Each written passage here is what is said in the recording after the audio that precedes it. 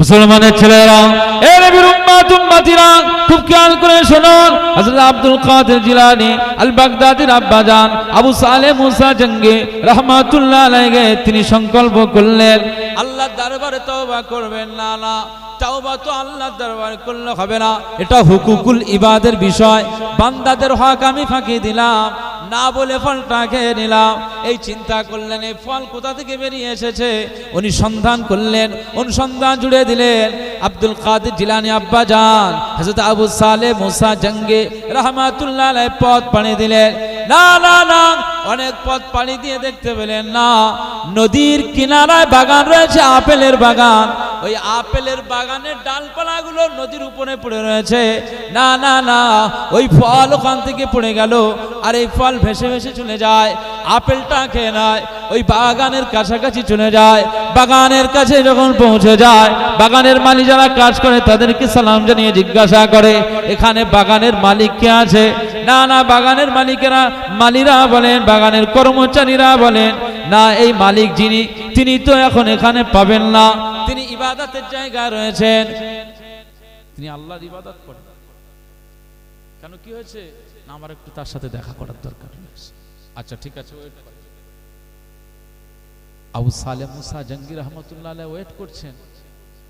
বাগানের মালিক মুনিব তিনি আসলেন। আসসালামু আলাইকুম। ওয়ালাইকুম আসসালাম। যে হুজুর, আপনি বাগানের মুনিব, বাগানের মহাজন, বাগানের মালিক? যে কি হলো? না, একটু আমি আপনার কাছে এসেছি, আপনার কাছে আমি একটু এসেছি একটি বিষয়। কি বিষয়? না, কেউ যদি আপনার কাছে অপরাধ করে থাকে, তারপরে যদি কেউ ক্ষমা চায়, আপনি ক্ষমা করবেন কি করবেন? তো বাগানের মালিক সে সহজভাবে বলে দিয়েছে, কেউ যদি ক্ষমা চায় তো কেন ক্ষমা করব না, অবশ্যই ক্ষমা হবে। মুসলমানের ছেলেরা, এ নবীর উম্মত উম্মতিরা, খুব খেয়াল করে শুনুন। হযরত আবু সালেহ মুসা জঙ্গি রাহমাতুল্লাহ আলাইহি বাগানের মালিককে লক্ষ্য করে বলেন, হুজুর আমাকে ক্ষমা করে দেন, আজ আপনার বাগানের একটি আপেল পড়ে গেছিল, সেই আপেলটা আমি কুড়িয়ে খেয়ে নিয়েছি, না বলে, না জানিয়ে, না পারমিশনে, না অনুমতি নিয়ে আমি ওটা খেয়ে নিয়েছি। এখন আমার আল্লাহ পাক আমার গুনাহ মাফ করবে না, আমার ইবাদত ক্যান্সেল হয়ে যাবে, বাতিল হয়ে যাবে, আমার আল্লাহর দরবারে মঞ্জুর হবে না, আমার আল্লাহটাকে পছন্দ করেন না। মনে রাখতে হবে, আমার আল্লাহ মুত্তাকিদের অনেক ভালোবাসেন, পছন্দ করেন, তাকওয়াওয়ালা বান্দা বান্দীদেরকে আমার আল্লাহ অনেক ভালোবাসেন। আজকে আমি একজন গোলাম, আমার আল্লাহকে পেতে চাই। এই দুনিয়ার জমিনে আমি আমার আল্লাহ ছাড়া আর কাউকে আমি পছন্দ করি না। এখন এই অপরাধটা আপনার সাথে হয়ে গেল, আপনি যদি ক্ষমা না করেন, মাফ না করেন, আমার মাফ হবে না, মা অপরাধ ক্ষমা হবে না। এই জন্য আপনার বাগানের এই আপেলটা না বলে কুড়িয়ে খেয়ে ফেলেছিলাম, এর জন্য আমি আল্লাহর দরবারে অনুতপ্ত হয়েছি, তওবা করেছি। তারপরে হুকুকুল ইবাদের বিষয় আমাকে খেয়াল রাখতে হবে, সেই জন্য আপনার কাছে চলে এসেছি, আমাকে ক্ষমা করে দিতে হবে। আপনার হাত ধরে বলি, আপনি ক্ষমা করে দেন। বাগানের যিনি মালিক, বাগানের যিনি মনিব, উনি অনেক বিচক্ষণতার ব্যক্তি, উনি আল্লাহওয়ালা, মুত্তাকি, পরহেজগার, আল্লাহর ওলি মানুষ। উনি বুঝতে পারলেন ছেলেটা আমার কাছে ক্ষমা চাইছে, নিশ্চয়ই এই ছেলেটা সাধারণ কোনো ছেলে নয়, বরং আমার আল্লাহ এর ভিতর থেকে ওলির মাকাম দিয়ে দিয়েছে। বলবেন না সুবহানাল্লাহ? এই ছেলেটাকে ছাড়া যাবে না, আমার কাছে ক্ষমা চাইতে এসেছে, এ ছাড়া যাবে না, আরো পরীক্ষা নিয়ে দেখা যাক কি হয়। বাগানের মালিক বলছে, এই তোমার নাম কি? আমার নাম আবু সালেহ। আয়ে আবু সালেহ, শোনো, আমি তোমার বাগানে, আমার বাগানের এই যে জিনিসটা তুমি খেলে, ফলটা না বলে খেয়ে নিয়ে এসো, তো এটা তো অপরাধ, তো এর জন্য ক্ষমা চাইলে মাফ সহজেই হবে। তোমার সহজে মাফ হবে না। কি করতে হবে? শর্ত, বাগানের কাজ করতে হবে, বাগানের কাজ করতে হবে। আমি দেখতে চাই তুমি আমার কাজ করে সন্তুষ্ট করতে পারো কিনা। বাগানের কাজে নিয়োজিত করে দিল, বল ঠিক আছে। একটা সময় দিলেন যে এত বছর, ঠিক আছে, এত বছর করলেন। উনি দেখতে চেয়েছেন শুধু তার বাগানের কাজ কামের বিষয়টা নয়, বরং ওর তাকওয়া পরেজগারির বিষয়টা, সে কতটুকু কাজ করছে, কতটুকু আল্লাহর জন্য নিজেকে সময় দিচ্ছে, এটাকে তিনি পর্যবেক্ষণ করার জন্য একটা অবজারভার হিসাবে বাগানের মালিক দেখতে চাইছেন যে এই ছেলেটা আবু সালেহ কত আল্লাহ ইবাদত গুজার, এটা দেখার জন্য উনি কাজে নিয়োজিত করলেন। একবার জোরে বলুন সুবহানাল্লাহ। মুসলমানের ছেলেরা, এ নবীর উম্মত উম্মতিরা, খুব খেয়াল করে শুনুন। আল্লাহর ওলি বড় পীর আব্দুল কাদের জিলানী আল বাগদাদী রাহমাতুল্লাহ আলাইহির আব্বা জান আবু সালেহ মুসা জঙ্গি রাহমাতুল্লাহ আলাইহি বাগানের কাজ করেন, বাগানের মুনিবের কাজ করেন। আর এদিকে সময় যখন হয়ে যায় সালাতু খায়রুম মিনান নাওম, ফজরের সময় উঠে পড়ে ওযু করে নেয়, না নামাজে মশগুল হয়ে যায়, তার আগে উঠে পড়ে তাহাজ্জুদ রাখতে মশগুল হয়ে যায়, না সারা দিনে 5 টাইম আমার আল্লাহর জন্য মশগুল হয়ে যায়, কোরআন তেলাওয়াতে মশগুল হয়ে যায়, জিকিরে মশগুল হয়ে যায়। বাগানের মালিক দেখতে চান যে এই ছেলেটা কি করতে চায়। উনি নজর দিয়ে দেখেন ছেলেটা রাতে তাহাজ্জুদের নামাজ আদা করে, এই ছেলেটা রাতের বেলায় ফজরের সালাত আদা করে, কোরআন তেলাওয়াত করে, আমার আল্লাহর জন্য জিকিরে ফানা হয়ে যায়। এই ছেলেটার প্রতি বাগানের মালিকের মনটা চলে যায়, না এই ছেলে ছাড়া যাবে না। সময় পার হয়ে যায়, রাত যায়, দিন আসে, দিন যায়, রাত আসে, ভাবে এই সময়টা পার হয়ে যাওয়ার পরে আবু সালেহ মুসা জঙ্গি রাহমাতুল্লাহ আলাইহি বলেন, হুজুর আমার সময়সীমা পার হয়ে গেল, এবারে কি আমার ক্ষমা করে দেবেন, এবারে কি আমার মাফ হবে? না, ওই সময় আবু সালেহ মুসা জঙ্গি রাহমাতুল্লাহ আলাইহি যখন ক্ষমা চাইলেন, বাগানের মালিক বললেন ক্ষমা এখনো হবে না। কেন, কি হয়েছে? আমার কাজে কি ত্রুটি হয়ে গেল? না, আজকেও ক্ষমা হবে না, বরং আরো একটি শর্ত পূরণ করতে হবে। যদি এই শর্তটা তুমি পূরণ করতে পারো, আজ আমি বাগানের মালিক তোমার এই সব অপরাধকে আমি মাফ করে দেব। না, কি শর্ত পূরণ করতে হবে? ওই সময় আবু সালেহ মুসা জঙ্গি বলেন, কি শর্ত পূরণ করতে হবে? ওই বাগানের মালিক বললেন, আমার একটা মেয়ে আছে বোবা, কথা বলতে পারে না, আমার একটি মেয়ে আছে কানা, চোখে দেখতে পায় না, আমার একটি মেয়ে আছে কানে কালা, শুনতে পায় না, আমার এই মেয়েটা খোড়া বিকলাঙ্গ, চলতে পারে না। এরকম একটা মেয়ে তোমাকে বিবাহ করতে হবে। যদি বিবাহ করো তাহলে তোমার এই হুকুকুল ইবাদের বিষয়টা আমি ক্ষমা করে দেব।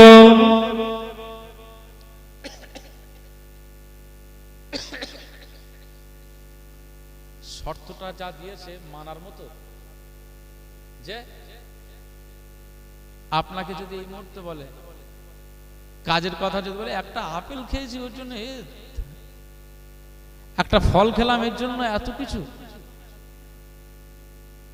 মাফ করবি না করবি সব হঠাৎ চিন্তা করেন কত বড় দরজাওয়ালা ওলি হতে পারে। সেই জন্য তো তাদের গর্ভে আজকে আমার আল্লাহ জামানার বড় পীর করে দিয়েছেন। গোটা বিশ্বের সবচাইতে বড় পীর আব্দুল কাদেরুল জিলানী আল বাগদাদী। একবার জোরে বলুন সুবহানাল্লাহ।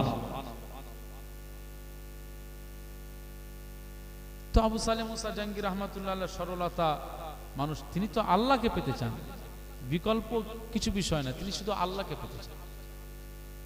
যে হুজুর আমি আপনার মেয়েকে বিবাহ করলে আপনি ক্ষমা করবেন। যে উনি তো চিন্তা করছেন এরকম ছেলে ছাড়া যাবে না, কারণ আমার মেয়ের উপযুক্ত ছেলে হচ্ছে, উপযুক্ত হাজবেন্ড বা স্বামী হচ্ছে এই ছেলেটা। কারণ ওনার মেয়ে যে অন্ধ বা এই কালা বা এই চোখে দেখতে পায় না বা এই বোবা, এই কথাগুলো যে বলেছে এর মধ্যে হাকিকাতের রহস্য রয়েছে। এই জন্য বুজুর্গানে দিনদের কথার পাওয়ার আলাদা থাকে, তার ভিতরে ঢোকার মতো পজিশন আমাদের থাকে। মুসলমানের ছেলেরা, খুব খেয়াল করে শুনুন। আবু সালেহ মুসা জঙ্গি রাহমাতুল্লাহ আলাইহি তিনি রাজি হয়ে গেলেন, বিবাহ বন্ধনে আবদ্ধ হয়ে গেল। না, মেয়েটাকে চোখে দেখে নাই, মেয়েটার বর্ণনায় যা কিছু শুনেছেন শোনার ভিতর দিয়ে শুধু ক্ষমা পাওয়ার জন্য, আখিরাত থেকে বাঁচার জন্য, কবরের থেকে নাজাত পাওয়ার জন্য, দুনিয়া নয় আখিরাতের ময়দানে নিজেকে আমার আল্লাহ পাকের দরবারে সঁপে দেওয়ার জন্য, আল্লাহর দরবারে নিজের স্ট্যাটাস ঠিক রাখার জন্য আবু সালেহ মুসা জঙ্গি বিবাহে রাজি হয়ে গেলেন। বিবাহ হয়ে গেল, বিবাহ বন্ধনে আবদ্ধ হয়ে গেল। বাসরের রাতে ঘরের ভিতরে প্রবেশ করলেন। না না, যে ঘরের ভিতরে ঢুকে বললেন ওই ঘরে যে মেয়েটা রয়েছেন ওই মেয়েটা সালাম জানা, আসসালামু আলাইকুম। ওয়ালাইকুম আসসালাম। একবার জোরে বলুন সুবহানাল্লাহ। ইনি শুনেছেন যে বোবা, কিন্তু সালাম দিচ্ছে বিষয়টা কি?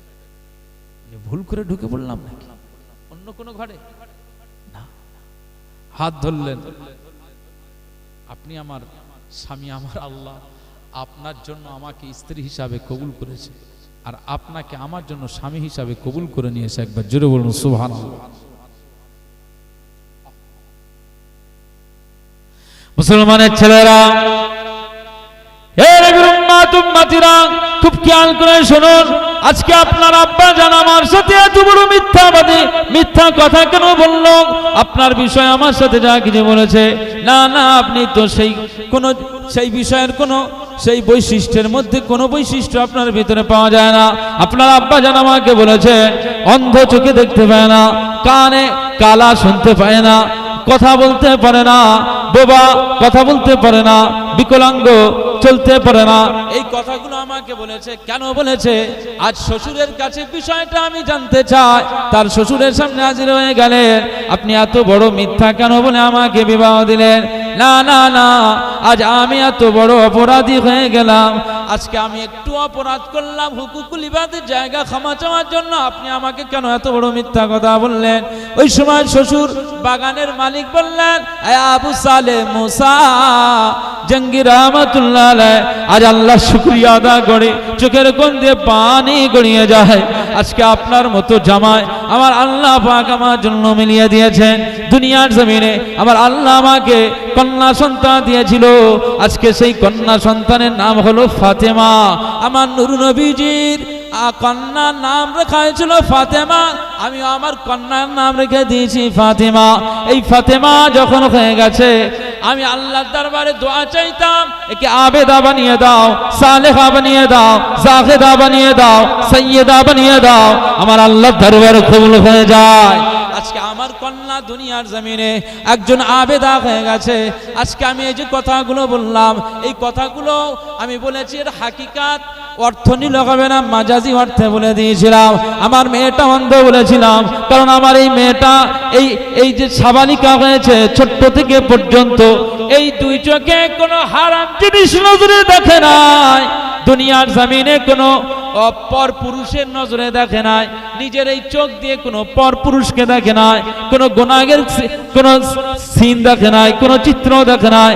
না না, আমার এই ফাতেমা দুনিয়ার জমিনে তার দুটো চোখ দিয়ে আমার আল্লাহর জন্য কোরআনের পৃষ্ঠায় পাতা রেখে, পৃষ্ঠায় চোখ দিয়ে, পৃষ্ঠার উপরে চোখের নজর দিয়ে সে সারাটা দিন সময় রাতের বেলায় আমার আল্লাহর জন্য কোরআন তেলাওয়াতে মশগুল হয়ে যায়। এই দুই চোখ দিয়ে কোনো খারাপ কিছু দৃশ্য দেখে না, সিনেমা, ভিডিও, এ সমস্ত অনেক নাচ গানের এ সমস্ত বিষয়গুলো কিছু দেখে না, কোনো খারাপ কোনো গুনাহের কোনো কিছু বিষয় আমার মেয়ে দুই চোখ দিয়ে দেখে না। এই জন্য আমি অন্ধ হয়েছি। এই দুই পা বিকলাঙ্গ বলেছিলাম, এই দুই পা দিয়ে কোনো গুনাহের জায়গায় পৌঁছায় না। এত পর্দার ভিতরে থাকে আমার এই মেয়ে ফাতেমা। এই দুই কান দিয়ে কোনো গান বাজনার আওয়াজ শুনে নাই ভালো কিছু ছাড়া। আর এই জবানটাকে এত কন্ট্রোলে রাখে, জীবনে মিথ্যার আশ্রয় নেয় নাই, জীবনে এই জবান দিয়ে কোনো গালাগালি করে নাই, জীবনে এই জবান দিয়ে কোনো গান বাজনার কোনো আওয়াজ বার করে নাই। এই জবানে আমার আল্লাহর জিকির ছাড়া আর সত্য কথা ছাড়া আর আমার মেয়ের জবানে অন্য কিছু বার হয় নাই। একবার জোরে বলুন সুবহান। এজন্য বলেছি মুসলমানের ছেলেরা, হে নবীর উম্মত উম্মতিরা, খুব খেয়াল করে শুনুন। আজ আমি আপনার জন্য এই মেয়েটাকে নির্বাচন করেছি, কারণ আপনি যখন আমার বাগানে চলে এসেছেন ক্ষমা চাওয়ার জন্য, আমি আরো পরীক্ষা করতে চাইলাম আপনার চরিত্রটাকে আরো দেখার জন্য, আমার মেয়ের জন্য উপযুক্ত কিনা। না না, আপনি বাগানে থেকে যে আমার আনুগত্য করেছেন, বরং আমি কষ্ট দিয়েছি এর জন্য আমি ক্ষমা চাই। বরং এই বাগানের আমি যে সমস্ত পরীক্ষা নিরীক্ষা করে দেখলাম, আজকে আমার মেয়ের জন্য সমাজে জামাই হওয়ার উপযুক্ত জামাই আপনাকে আমার আল্লাহ নিশ্চয়ই সিলেকশন করে পাঠিয়ে দিয়েছে। আমার আল্লাহ যদি আমার মেয়ের জন্য আপনাকে স্বামী হিসাবে না রাখতেন, এই বিবাহটাই হতো না। আমার আল্লাহ পাকের শুকরিয়া আদা করে বলি, আমার মেয়ে যেমন আবেদা, ঠিক তেমনি ভাবে আমার মেয়ের স্বামীকে আমার আল্লাহ আবেদ বানিয়ে দিয়েছে। তো আবেদের জন্য আমার আল্লাহ পাক আবেদা সালেহা আমার মেয়ে ফাতেমাকে আপনার বিবি হিসাবে আমার আল্লাহ কবুল করে নিয়েছে। জোরে বলবেন না সুবহানাল্লাহ। তো আমার আল্লাহ পাক আপনার জন্য এই আমার মেয়েটা উপযুক্ত, আমি এটা দেখছিলাম। তো আজকে আপনার কালচার, আপনার আচরণ, আপনার ইবাদত দেখে আমি মুগ্ধ হয়ে গেলাম। সুতরাং আজকে আমার এই মেয়েটাকে আপনার উপরে আপনার কাছে তুলে দিলাম। আমার এই মেয়েটাকে আপনি সুন্দরভাবে নিয়ে চালাবেন। আমার মেয়ের আচরণে কষ্ট নেবেন না, কথাবার্তায় কষ্ট নেবেন না, ওকে বুঝিয়ে বলবেন। কথা বুঝতে পারছেন তো? সেই আবু সালে মুসা জঙ্গি রহমাতুল্লাহি আলাইহির হাতে যে মেয়েটাকে বাগানের মালিক তুলে দিয়েছিলেন, ওই মেয়েটার নাম হচ্ছে ফাতেমা রহমাতুল্লাহি আলাইহা। তো সেই ফাতেমা রহমাতুল্লাহি আলাইহার গর্ভে থেকে আমার আল্লাহ এই পৃথিবীর শ্রেষ্ঠ এবং বড় পীর হিসাবে আব্দুল কাদিরুল জিলানী আল বাগদাদীকে আমার আল্লাহ দুনিয়াতে পয়দা করে দিয়েছেন। একবার জোরে বলুন সুবহানাল্লাহ। সেই বড় পীরের আজকে স্মরণে এই মাহফিল, আমরা এখান থেকে দোয়া চাই। আজকে আমরা যে ওলিদের মাহফিলে বসেছি, সেই ওলি বাগদাদের জমিনে শুয়ে আছেন আব্দুল কাদের জিলানী আল বাগদাদী রহমাতুল্লাহি আলাইহির তাওয়াজ্জুহ ফায়েজ নেক নজর আমার আল্লাহ যেন আজকের এই টাকি গ্রামের উপরে আমার আল্লাহ দান করে দেন। বলুন আল্লাহুম্মা আমিন। মহব্বতে বলেন আল্লাহুম্মা আমিন। আজকে আমি গুনাহগার আব্দুল মুনাইম ফাতিহি আপনাদের খিদমতে এসেছিলাম। স্বল্প সময়ের জন্য আপনাদের কাছে বক্তব্যের জন্য এই মেম্বারে উঠেছিলাম। আমার এখান থেকে আর এক জায়গায়, যদিও আমার মৌলানা কামাল সাহেব খুব ভালো মানুষ, তো আমার জন্য অনেক হেল্প করেছেন। যদিও বা একটু আন্ডারস্ট্যান্ডিংয়ের একটু সমস্যা হয়েছে। দাওয়াতের যে সময়টা উনি করেছিলেন, আমি লিখেছিলাম 8:30 10টা, এরকম কিছু একটা ব্যাপার। তো সেই জন্য আর একটা মাহফিল 12টা থেকে নেওয়া, সেখানে যেতে প্রায় 1.25 ঘন্টা সময় লাগে। তো আজকে এখানে আমি মৌলানা সাহেব ভাইজানকে বলছিলাম, যেহেতু ব্যানারে লেখা রয়েছে 9টা 11টা, আমি বললাম ভাইজান একটু আমার জন্য করতে হবে। তাই উনি আমাকে 8:45 দিকে তুলে দিয়েছিলেন। তো এখন সেখান থেকে নিয়ে 10:30 পর্যন্ত আমি বললাম যে একটু অন্তত আধ ঘন্টা একটু আগে আমাকে ছেড়ে দিতে হবে। তো ভাইজান বললেন যে না, আপনার জন্য আমি করব। তো আল্লাহ জাযায়ে খায়ের নসিব করেন। উনি সেই তেতুলিয়া আবু জাফরিয়া খারিজিয়া মাদ্রাসার ওখানে খিদমত করেন, ওখানে থাকেন। তো সেই সুবাদে পরিচিতি বললেন যে আমাদের আসল বাড়ি হচ্ছে টাকিতে, আপনার ওখানে নিয়ে যাব। তো ভাইয়ের সুবাদে আজকে আপনাদের খিদমতে এসেছি। যতটুকু আলোচনা করলাম কষ্ট পেলেন না? ভাষাগত ত্রুটি বিচ্যুতি হয়, এক্ষেত্রে ক্ষমা প্রার্থী। শরিয়াতের আলোচনা করতে যে যদি ত্রুটি হয়ে যায়, তো রব্বে কারীমের দরবারে ক্ষমা চাইছি, আমার আল্লাহ ক্ষমা করে দেন। আজকের প্রতিটি বক্তার আলোচনার ত্রুটি মাফ করেন, শ্রোতাদের শ্রবণের ত্রুটি আমার আল্লাহ মাফ করে আজকের এই মাহফিলটা নাজাতের ওসিলা বানিয়ে দেন। বলুন আল্লাহুম্মা আমিন। ওয়া আখিরু দাওয়ানা, এগুলো নিয়ে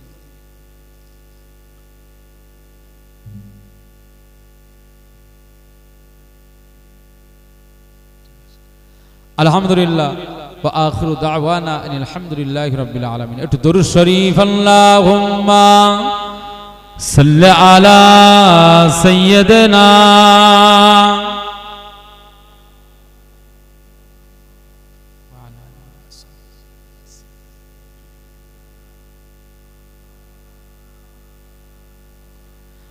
আমি লিখিব চিঠি দিব তোমায়, পাখি পৌঁছে দিও রওজায়।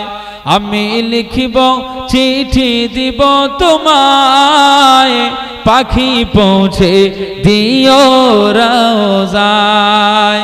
আমি থাকব বসে আশায়, চিঠির উত্তর আসবে আমার গায়।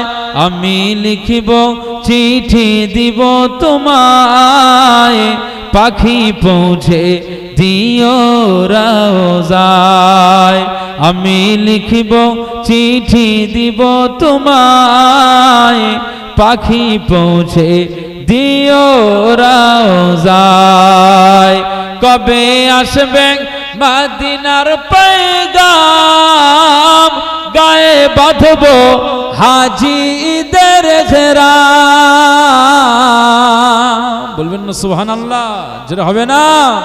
কবে আসবে মদিনার পয়গাম, গায়ে বাঁধব হাজিদের ঘেরাম। আমি ঘুরব মদিনার চারিপাশ, দু চোখে দেখব সবসে গুম্বাদ। বলবেন না সুবহানাল্লাহ? আমি ঘুরব মদিনার চারিপাশ, দু চোখে দেখব সবসে গুম্বাদ। আমি লিখব চিঠি দিব তোমায়, পাখি পৌঁছে দিও রওজায়। আমি থাকব বসে আশায়, চিঠির উত্তর আসবে আমার গায়। আমি লিখিব চিঠি দিব তোমায়, পাখি পৌঁছে দিও রওজায়। আল্লাহুম্মা সাল্লি আলা সাইয়্যিদিনা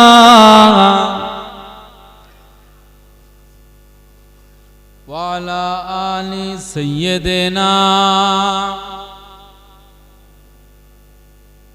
ওমা আলাইনা ইল্লাল বালাগ। আমাদের সম্মানিত মসজিদের সুযোগ ইমাম সাহেব হুজুর কেবলা অনেক সুন্দর আলোচনা করবেন। আপনারা সকলে ধীরে স্থির ভাবে আলোচনা শুনুন। আসসালামু আলাইকুম ওয়া রাহমাতুল্লাহি ওয়া বারাকাতুহু।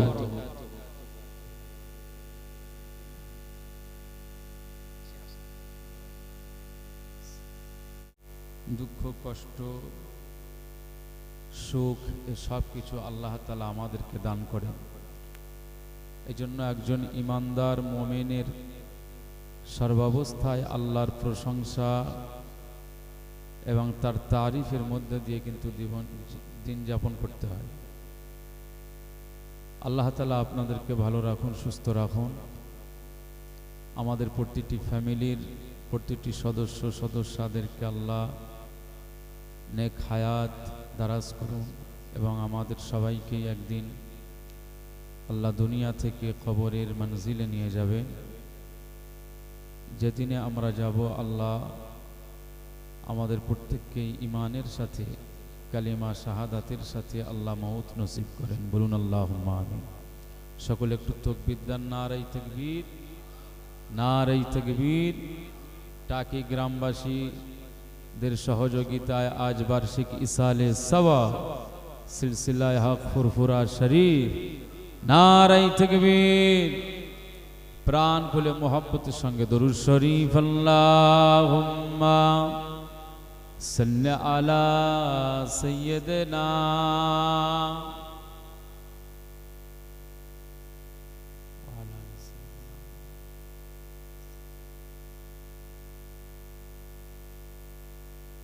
ভাইজান একজন আসেন তো, আতরটা একটু দিয়ে দেন।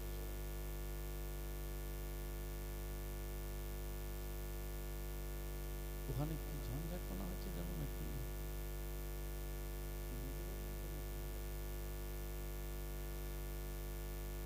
আউযু বিল্লাহি মিনাশ শাইতানির রাজীম। بسم الله الرحمن الرحيم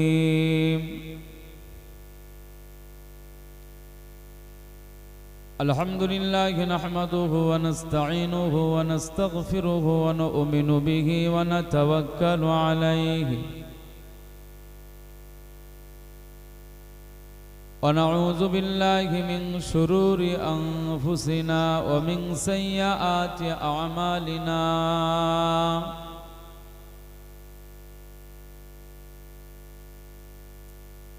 من يهده الله فلا مضل له ومن يضلله فلا هادي له ونشهد أن لا إله إلا الله وحده لا شريك له ونشهد أن سيدنا وحبيبنا ورسولنا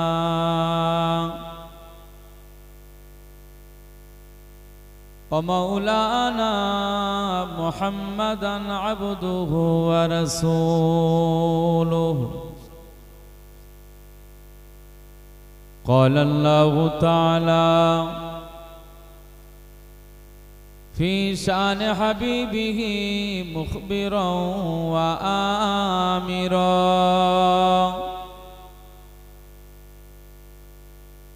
إن الله وملائكته يصلون على النبي يا أيها الذين آمنوا صلوا عليه وسلموا تسليما اللهم صل على سيدنا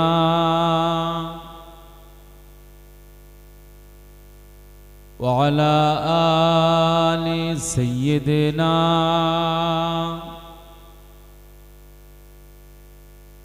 প্রাণ খুলে পড়েন দরুদ শরীফ আল্লাহুম্মা সাল্লি আলা সাইয়্যিদিনা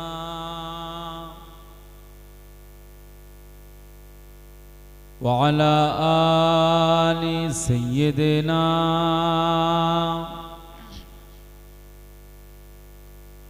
মারহাবা মারহাবা জানের নবী মারহাবা মারহাবা মারহাবা প্রাণের নবী মারহাবা মারহাবা মারহাবা জানের নবী মারহাবা মারহাবা মারহাবা প্রাণের নবী মারহাবা চাঁদকে দুটুকরো করে আঙুলের ইশারায় ইহুদি কাফির সবাই মুসলমান হয়ে যায় বলবেন না সুবহানাল্লাহ যেটা হবে না চাঁদকে দুটুকরো করে আঙুলের ইশারায় ইহুদি কাফির সবাই মুসলমান হয়ে যায় ইহুদি কাফির সবাই মুসলমান হয়ে যায় তিনি যে আল্লাহর হাবিব নবী মুস্তাফা তিনি যে আল্লাহর হাবিব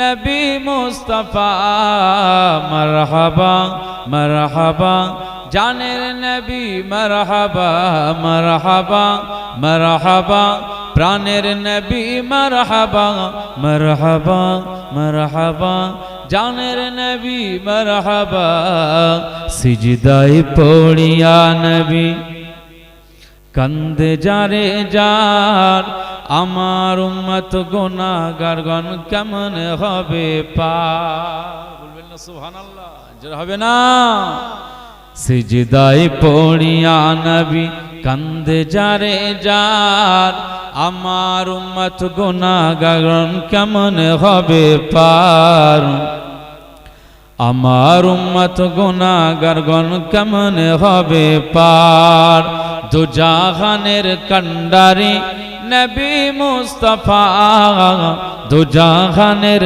কান্ডারি নবী মুস্তাফা মারহাবা মারহাবা জানের নবী মারহাবা মারহাবা মারহাবা প্রাণের নবী মারহাবা মারহাবা মারহাবা জানের নবী মারহাবা বারোই সূরজ তাপ পড়িবে হাসরের দিনে अपने बिने আমাদেরকে ছায়া দিবেন কে রাসূল अपने बिने আমাদেরকে ছায়া দিবেন কে শাফাআতের কান্ডারি নবী মুস্তাফা সুপারিশের কান্ডারি নবী মুস্তাফা মারহাবা মারহাবা জানের নবী মারহাবা মারহাবা মারহাবা প্রাণের নবী মারহাবা মারহাবা মারহাবা জানের নবী মারহাবা আল্লাহুম্মা সাল্লি আলা সাইয়্যিদিনা आवाज़े पढ़ें वाला आली सैयदना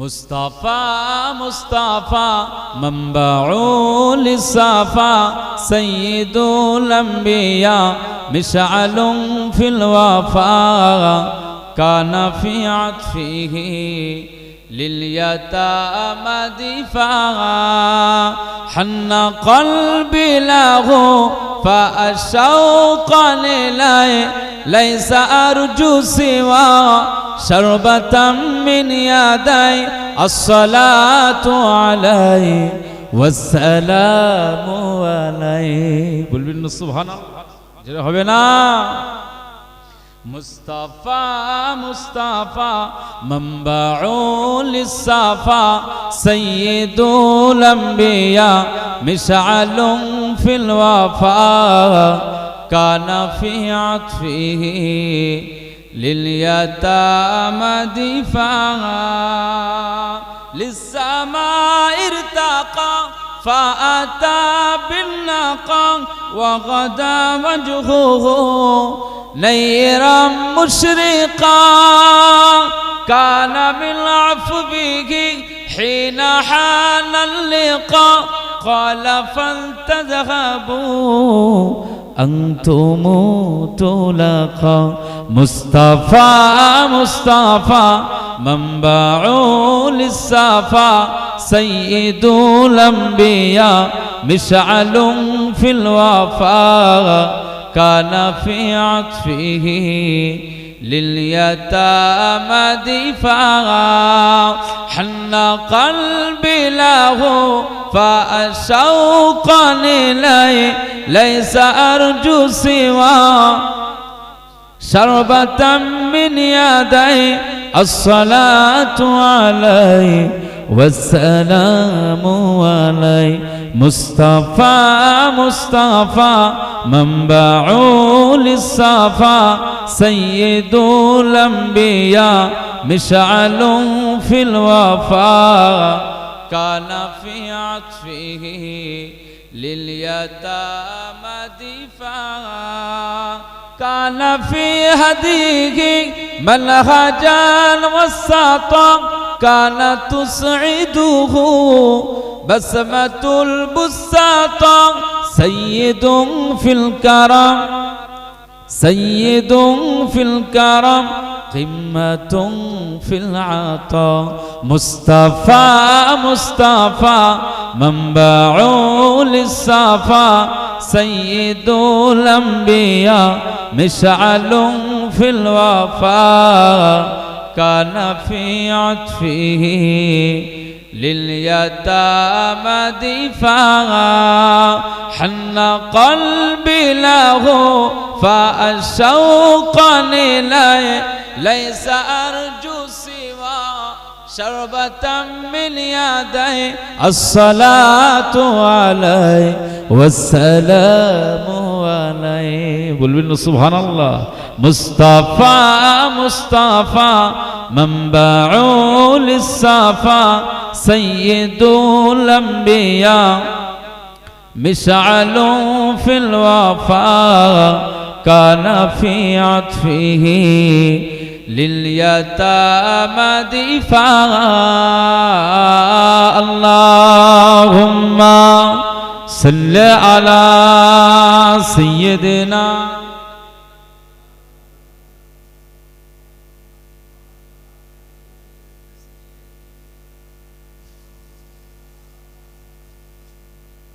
कलमा शरीफ ला इलाहा इल्लल्लाह जोरे जोरे ला इलाहा इल्लल्लाह ला इलाहा इल्लल्लाह मुहम्मदुर रसूलुल्लाह अल्लाहुम्मा सल्लि अला सय्यिदिना وعلى آل سيدنا قال الله تعالى في كلام المجيد والفرقان الحميد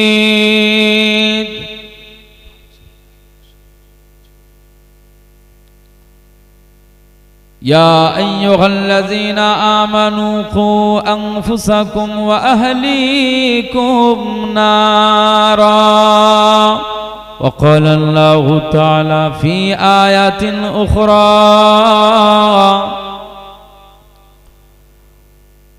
وما خلقت الجن والإنس إلا ليعبدون وقال رسول الله صلى الله عليه وسلم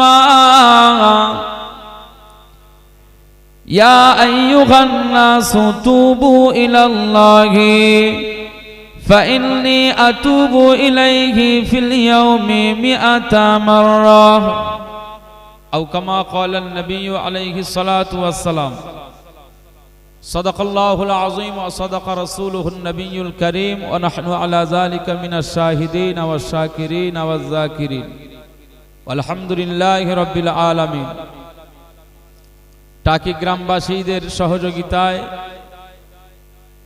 মাহফিল কমিটিদের পরিচালনায় ঈদগাহ প্রাঙ্গণে মাদ্রাসা প্রাঙ্গণে ঐতিহাসিক বার্ষিক ইসালে সওয়াব মাহফিল এবং ব্যানারে যেটা লক্ষ্য করছিলাম যে বড় পীর আব্দুল কাদিরুল জিলানী আল বাগদাদী রহমাতুল্লাহ আলাইহির স্মরণে আজ এই সুন্দরতম মহতি মাহফিল। আজকে মাহফিলের সম্মানিত সভাপতি সাহেব,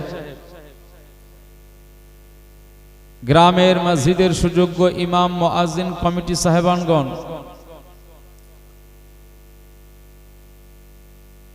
আজকে মাহফিলের সম্মানিত অতিথি, ফুরফুরা দরবার শরীফ থেকে আগত আওলাদে মুজাদ্দিদুজ জামান পীরজাদা হযরত মাওলানা মুহাম্মদ আসিম বিল্লাহ সিদ্দিকী ভাইজান হুজুর কিবলা, আমার সম্মুখে উপবিষ্ট এই গ্রামের বিভিন্ন জায়গা থেকে বিভিন্ন মহল্লা থেকে আগত সম্মানিত শ্রদ্ধাশীল চাচাজিরা, সমবয়স্ক যুবক ভাইরা, স্নেহভাজন মায়ের কলিজার টুকরা ছোট্ট ছোট্ট সন্তানেরা, পর্দার আড়ালে বসে থাকা ধার্মিকা মা এবং বোনেরা, আল্লাহ পাকের দরবারে শুকরিয়া যে মহান আল্লাহ পাক আমাদের সবাইকে মাহে শাবানের মতো একটি গুরুত্বপূর্ণ চাঁদে এবং লাইলাতুন নিসফি মিন শাবানের পরে পরেই আসন্ন রমাদানুল মুবারাকের কাছাকাছি সময়ে আমরা জুমা দিবাগত রাতে বড় পীর আব্দুল কাদিরুল জিলানী আল বাগদাদী রহমাতুল্লাহি আলাইহির স্মরণে আজ ঐতিহাসিক বার্ষিক ইসালে সওয়াব মাহফিলে আমরা যুক্ত হয়েছি। আল্লাহ আমাদের এই সুন্দরতম জায়গাতে যুক্ত হওয়ার সুযোগ করে দিয়েছেন, এজন্য রব্বে কারীমের দরবারে আমরা শুকরিয়া আদায় করি। বলুন সকলে আলহামদুলিল্লাহ। মোহাব্বতে হবেন আলহামদুলিল্লাহ। নারায়ে তাকবীর, নারায়ে তাকবীর। সরকারে দু আলম সৈয়দুল মুরসালিন রহমাতুল লিল আলামিনের দরবারে জানাই অসংখ্য অজস্র দরুদ এবং সালাম। মোহাব্বতে পড়েন সাল্লাল্লাহু আলাইহি ওয়াসাল্লাম। আমার পূর্ব সময় পর্যন্ত গ্রামের বা বহিরাগত উলামা হাজরাতদের জবানের অনেক আলোচনা আপনারা শুনেছেন।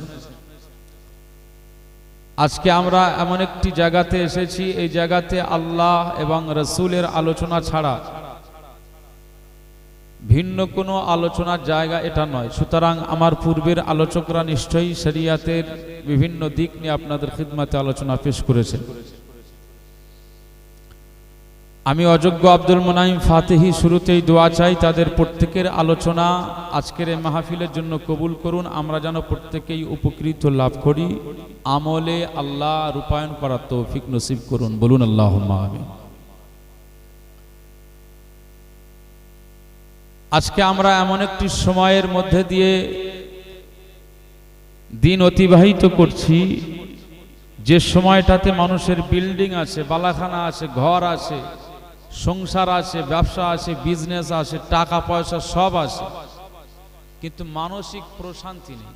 আছে নাকি? সব যেন একটা টেনশনের মধ্যে দিয়ে দিন অতিবাহিত করছে। খাওয়া পড়া সব আছে, কিন্তু টেনশনের মধ্যে দিয়ে দিন যাপন করছে। মনে রাখতে হবে মানসিক প্রশান্তি এটা একটা বড় একটা নিয়ামত। মন ভালো থাকলে সব ভালো লাগে, মন ভালো নেই তো কিছু ভালো লাগে? টাকা আপনার সামনে দিলে, খাবার আপনার সামনে দিলে কিছু ভালো লাগে। এজন্য মানসিক প্রশান্তি এবং স্বস্তি এটা একটা বড় নিয়ামত। বর্তমান সময়ে আমরা মুসলিম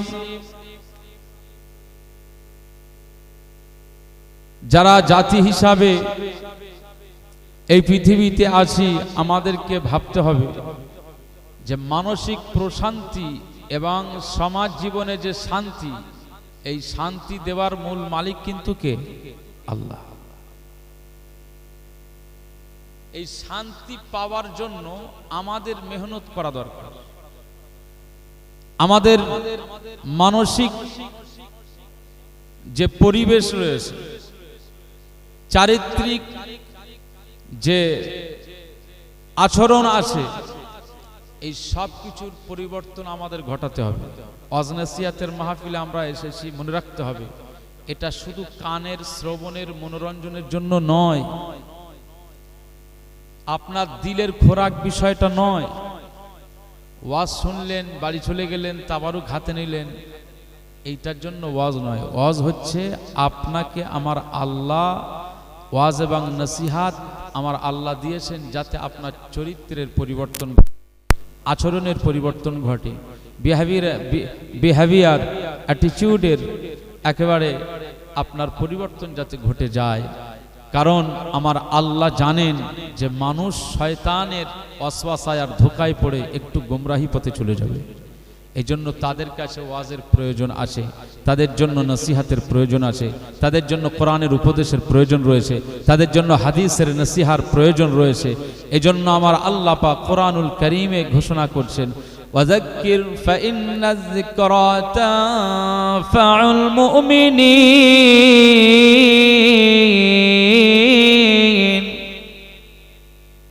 আল্লাহ পাক বলছেন, হাবিব আপনি মনুষ্য জাতির কাছে নসিহাত করুন, তাদেরকে উপদেশ দিন। এই নসিহাত আর এই উপদেশ, এই ওয়াজ মুমিনদের বড় উপকারে আসবে। একবার জোরে বলুন সুবহানাল্লাহ। এজন্য আমরা ওয়াজ নসিহতের মাহফিল দিই এবং সেই মাহফিলে আমরা যোগদান করি। আল্লাহর পক্ষ থেকে রহমত এবং শান্তি প্রতিষ্ঠা হবে যখনই তার বান্দারা আল্লাহর প্রত্যেকটি বিধানকে সুন্দরভাবে বাস্তবায়ন করবে, হুকুমকে পালন করবে, আল্লাহর বিধানকে সমাজ জীবনে বাস্তবায়ন করবে, রূপায়ণ করবে। তখন কিন্তু ওই সমাজ জীবনে আল্লাহর আসমান থেকে রহমত এবং শান্তি নাজিল হয়ে যাবে। একবার জোরে বলুন সুবহানাল্লাহ। এই গ্রামের আমরা মসজিদ নির্মাণ করেছি, মসজিদে সালাত আদা করব বলে 5,000 টাকা দিলাম, 10,000 টাকা দিলাম, 5 বস্তা সিমেন্টের জন্য শরীক হলাম ঠিকই, কিন্তু মসজিদের কাতারে শামিল হওয়ার জন্য আমার মন এখনো চায় না। আছে না নেই বলে? 5 বস্তা সিমেন্ট দিয়ে দিলাম ছাদের জন্য, মসজিদের টাইলসের জন্য টোটাল টাইলস যা লাগে দেব, কিন্তু ওই টাইলসের কাতারে গিয়ে আমি যে শামিল হব, ইমামের পিছনে ইক্তেদা করব, এই মানসিকতা আমার নেই। নামাজের জায়গা আমি নেই। মনে রাখতে হবে, একজন মুমিন সিজদা দিয়েই কিন্তু মনের প্রশান্তি লাভ করে। একবার জোরে বলুন সুবহানাল্লাহ। এই জন্য এই শবে বারাতের মাস চলে যাচ্ছে, এই লাইলাতুন নিসফি মিন শাবান, আমরা গত 2 দিন আগে আমরা রাতের বেলা এভাবে ইমামের বক্তব্য শুনেছিলাম, কবর জিয়ারত করেছিলাম, দোয়া মোনাজাতে কেঁদেছিলাম না কাঁদিনি বলে। এই লাইলাতুল নিসফি মিন শাবানে রাসূলুল্লাহ সাল্লাল্লাহু আলাইহি ওয়াসাল্লাম এত দীর্ঘ সিজদায় পড়েছিলেন।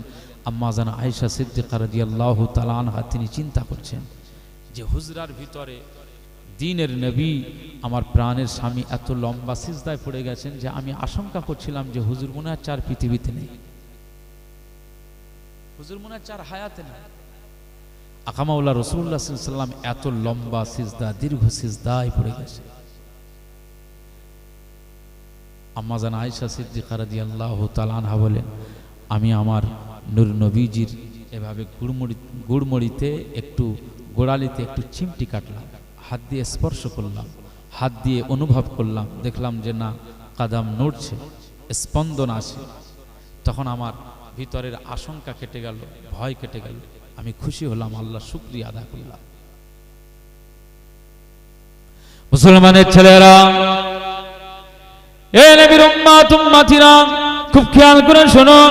আকা মাওলা রাসূলুল্লাহ সাল্লাল্লাহু আলাইহি ওয়াসাল্লামের নামাজ যখন সম্পন্ন হয়ে গেল, নামাজ থেকে ফারাগ হয়ে গেল, আম্মা জান আয়েশা সিদ্দিকা রাদিয়াল্লাহু তাআলা আনহা আকা মাওলা রাসূলুল্লাহ সাল্লাল্লাহু আলাইহি ওয়াসাল্লামকে লক্ষ্য করে বলেন, ইয়া রাসূলুল্লাহ, ইয়া হাবিবাল্লাহ, হুজুর আপনি এত দীর্ঘ সিজদায় পড়ে গিয়েছিলেন, আমি আশঙ্কা করছিলাম আপনি হয়তো দুনিয়া ছেড়ে চলে গেলেন, পরকালে বেরিয়ে গেলেন। না, আমার আল্লাহ আপনাকে মনে হয় উঠিয়ে নিয়েছেন, আপনার ভিতরে মনে হয় রূহ নাই। আমি ভয় করছিলাম, তা আপনার গোড়ালিতে একটু চিমটি কেটেছিলাম, হুজুর ক্ষমা করবেন, আমার যে বিয়াদবিটা হয়ে গেছে আমাকে ক্ষমা করে দিবেন।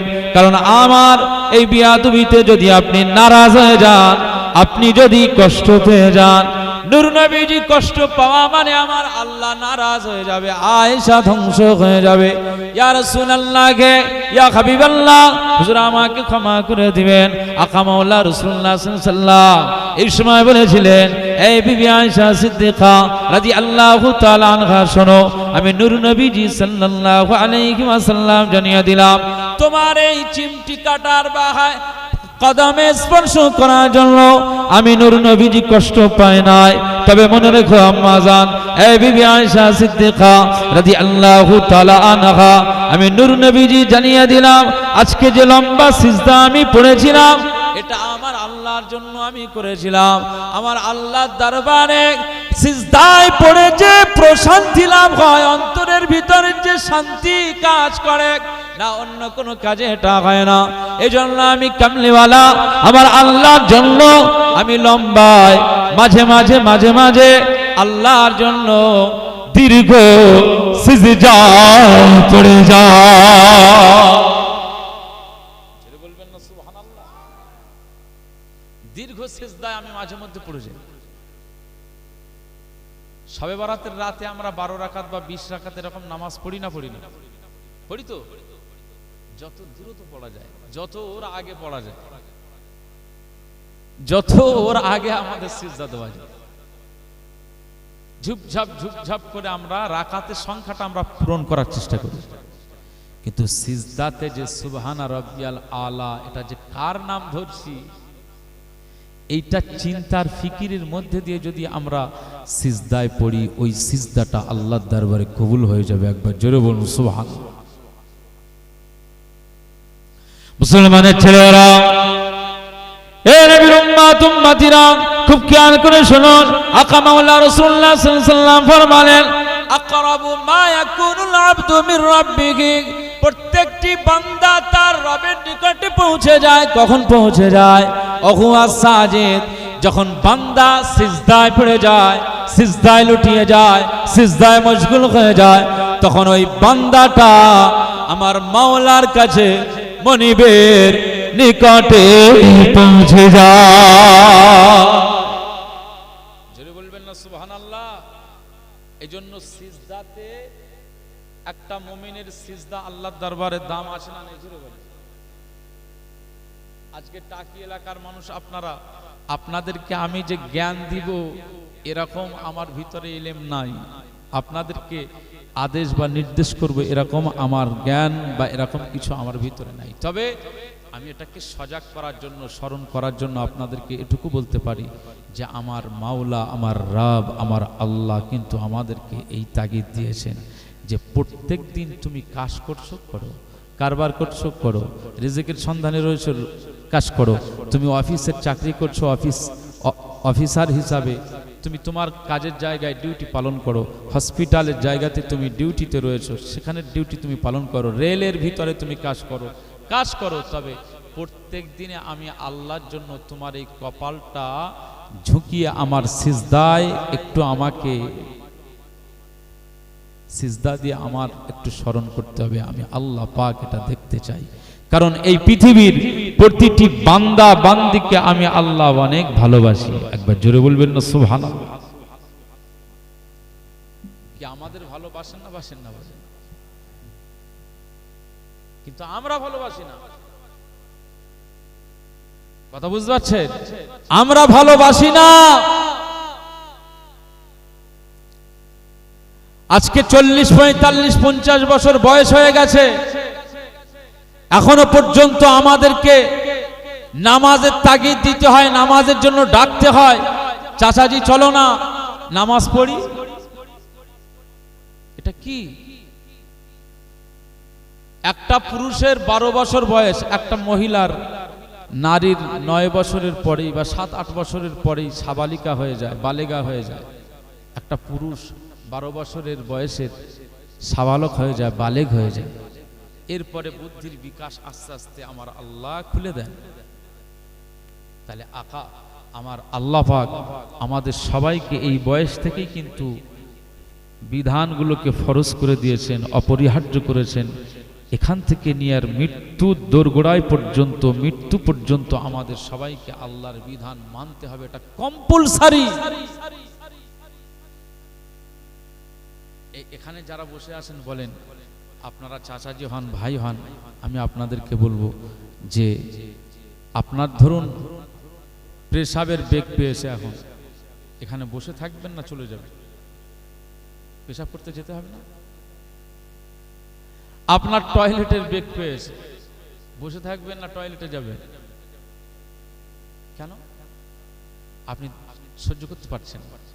আপনার এমন তাড়া, এমন আপনাকে ভিতর থেকে আপনার যন্ত্রণা সৃষ্টি করবে যে আপনার এখানে বসে থাকতে দেবে না, পেশাব পেলে উঠে যেতে হবে, পায়খানা পেলে উঠে যেতে হবে। বহু মানুষ আছে যাদের ক্ষুধা পেলে, মানে খিদে পেলে সহ্য করতে পারে না, এজন্য তার মুহূর্তেই খেতে হয়। আছে না নেই বলেন? আমি যদি বলি যে আপনার পেশাব করতে দেবো না, এখানে বসিয়ে রাখবো জোর করে, হবে? আপনি বলবেন না আমাকে ছেড়ে দেন, আমি সহ্য করতে পারবো না।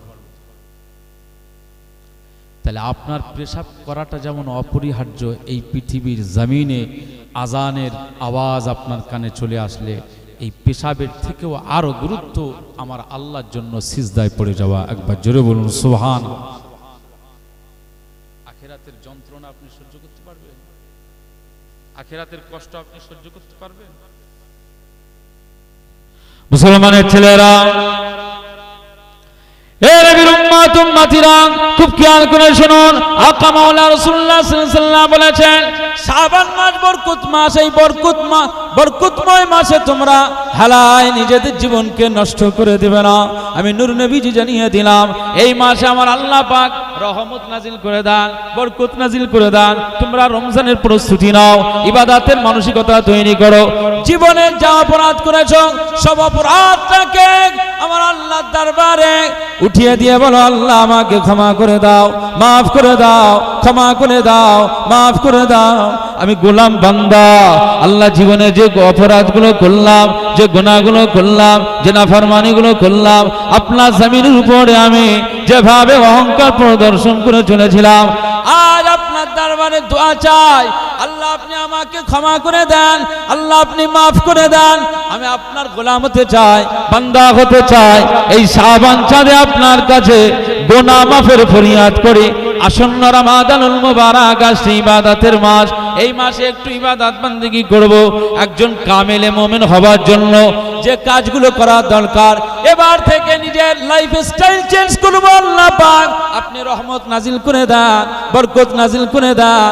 আমার জন্য আপনি আসমানের দরওয়াজা খুলে দেন, আমার জন্য রহমতের দরওয়াজা ওপেন করে দেন। এভাবে বান্দারা শাবান মাসে যদি আমার আল্লাহ পাকের দরবারে ফরিয়াদ করে, আমার আল্লাহ পাক ওই বান্দা বান্দের দোয়াকে মঞ্জুর করে নেন। আমার আল্লাহ ওই বান্দাকে কামেলে মুমিন হিসাবে কবুল করে নেন। জোরে বলবেন না সুবহানাল্লাহ।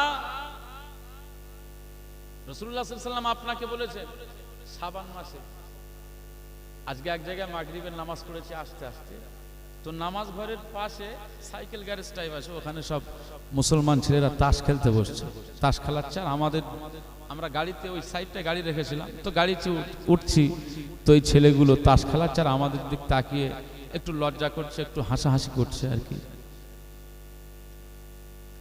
তো হুজুর যাচ্ছে, হুজুর আমরা কিছু বলবো, কি বলবো?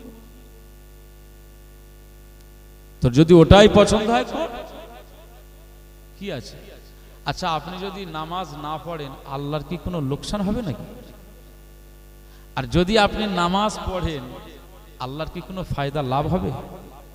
সেটাও না। মুসলমানের ছেলেরা, এ নবীর উম্মত উম্মতিরা, খুব খেয়াল করে শুনুন। আমার আল্লাহ পাক কোরআনুল কারীমে জানিয়ে দিয়েছেন, মা উরিদু মিনহুম মির রিজক ওয়া মা উরিদু আন ইউতঈমুন। আমার আল্লাহ পাক বলেন, না তোমরা এটা ধারণা করো না আমি আল্লাহ আমার কোনো ইচ্ছা নাই বান্দাদের থেকে রিজিক চাইবো, বান্দাদের থেকে রিজিক পেতে চাই, এটা আমার ইচ্ছা নয়। আইয়তে এমন কোন খাদ্য চাইবো, এটা আমার কোনো চাওয়া পাওয়া নাই। আমার আল্লাহ পাক বলেন, ওমা খলাকতুল জিন্না ওয়াল ইনসা ইল্লা লিয়াবুদুন, বরং বান্দাদের থেকে আমি আল্লাহ আমার আনুগত্য পেতে চাই, দাসত্ব পেতে চাই, আমার ইবাদত পেতে চাই। আমার দুনিয়ার জমিনে তারা আমার ইবাদত আমাল জব জিকির করবে, এটা আমি পেতে চাই। কারণ বান্দা বান্দিরা যখন আমার সিজদাতে মশগুল হয়ে যায়, জিকিরে মশগুল হয়ে যায়, তাসবিহ তেলাওয়াতে মশগুল হয়ে যায়, কোরআন তেলাওয়াতে মশগুল হয়ে যায়, সুবহানাল্লাহ, আলহামদুলিল্লাহ, আল্লাহু আকবার, সুবহানাল্লাহি ওয়া বিহামদিহি, সুবহানাল্লাহিল আযীম, সুবহানাল্লাহি ওয়া বিহামদিহি, আদাদা খালকিহি ওয়া রিদা নাফসিহি ওয়া জিনাতা আরশিহি ওয়া মিদাদা কালিমাতিহি। এভাবে যখন বান্দা বান্দিরা তাদের জবানকে নাড়িয়ে নাড়িয়ে আমি আল্লাহর জিকির করে, আমার কোনো লাভের ব্যাপার নয়, না জিকির করলে লোকসানের কোনো ব্যাপার নয়, বরং বান্দারা যখন আমার জন্য সিজদায় মশগুল হয়ে যায়, তার জবানটা নাড়িয়ে আমার জিকিরে মশগুল হয়ে যায়, আমি আল্লাহ পাক জানিয়ে দিলাম বান্দার এই জবানের জিকিরটা আমি আল্লাহ আমার শুনলে কুদরতি অন্তর ঠান্ডা হয়ে যায়। জোরে বলবেন না সুবহানাল্লাহ। আমার কুদরতি অন্তরটা খুশি হয়ে যায়, এটাই বড় পাওনা।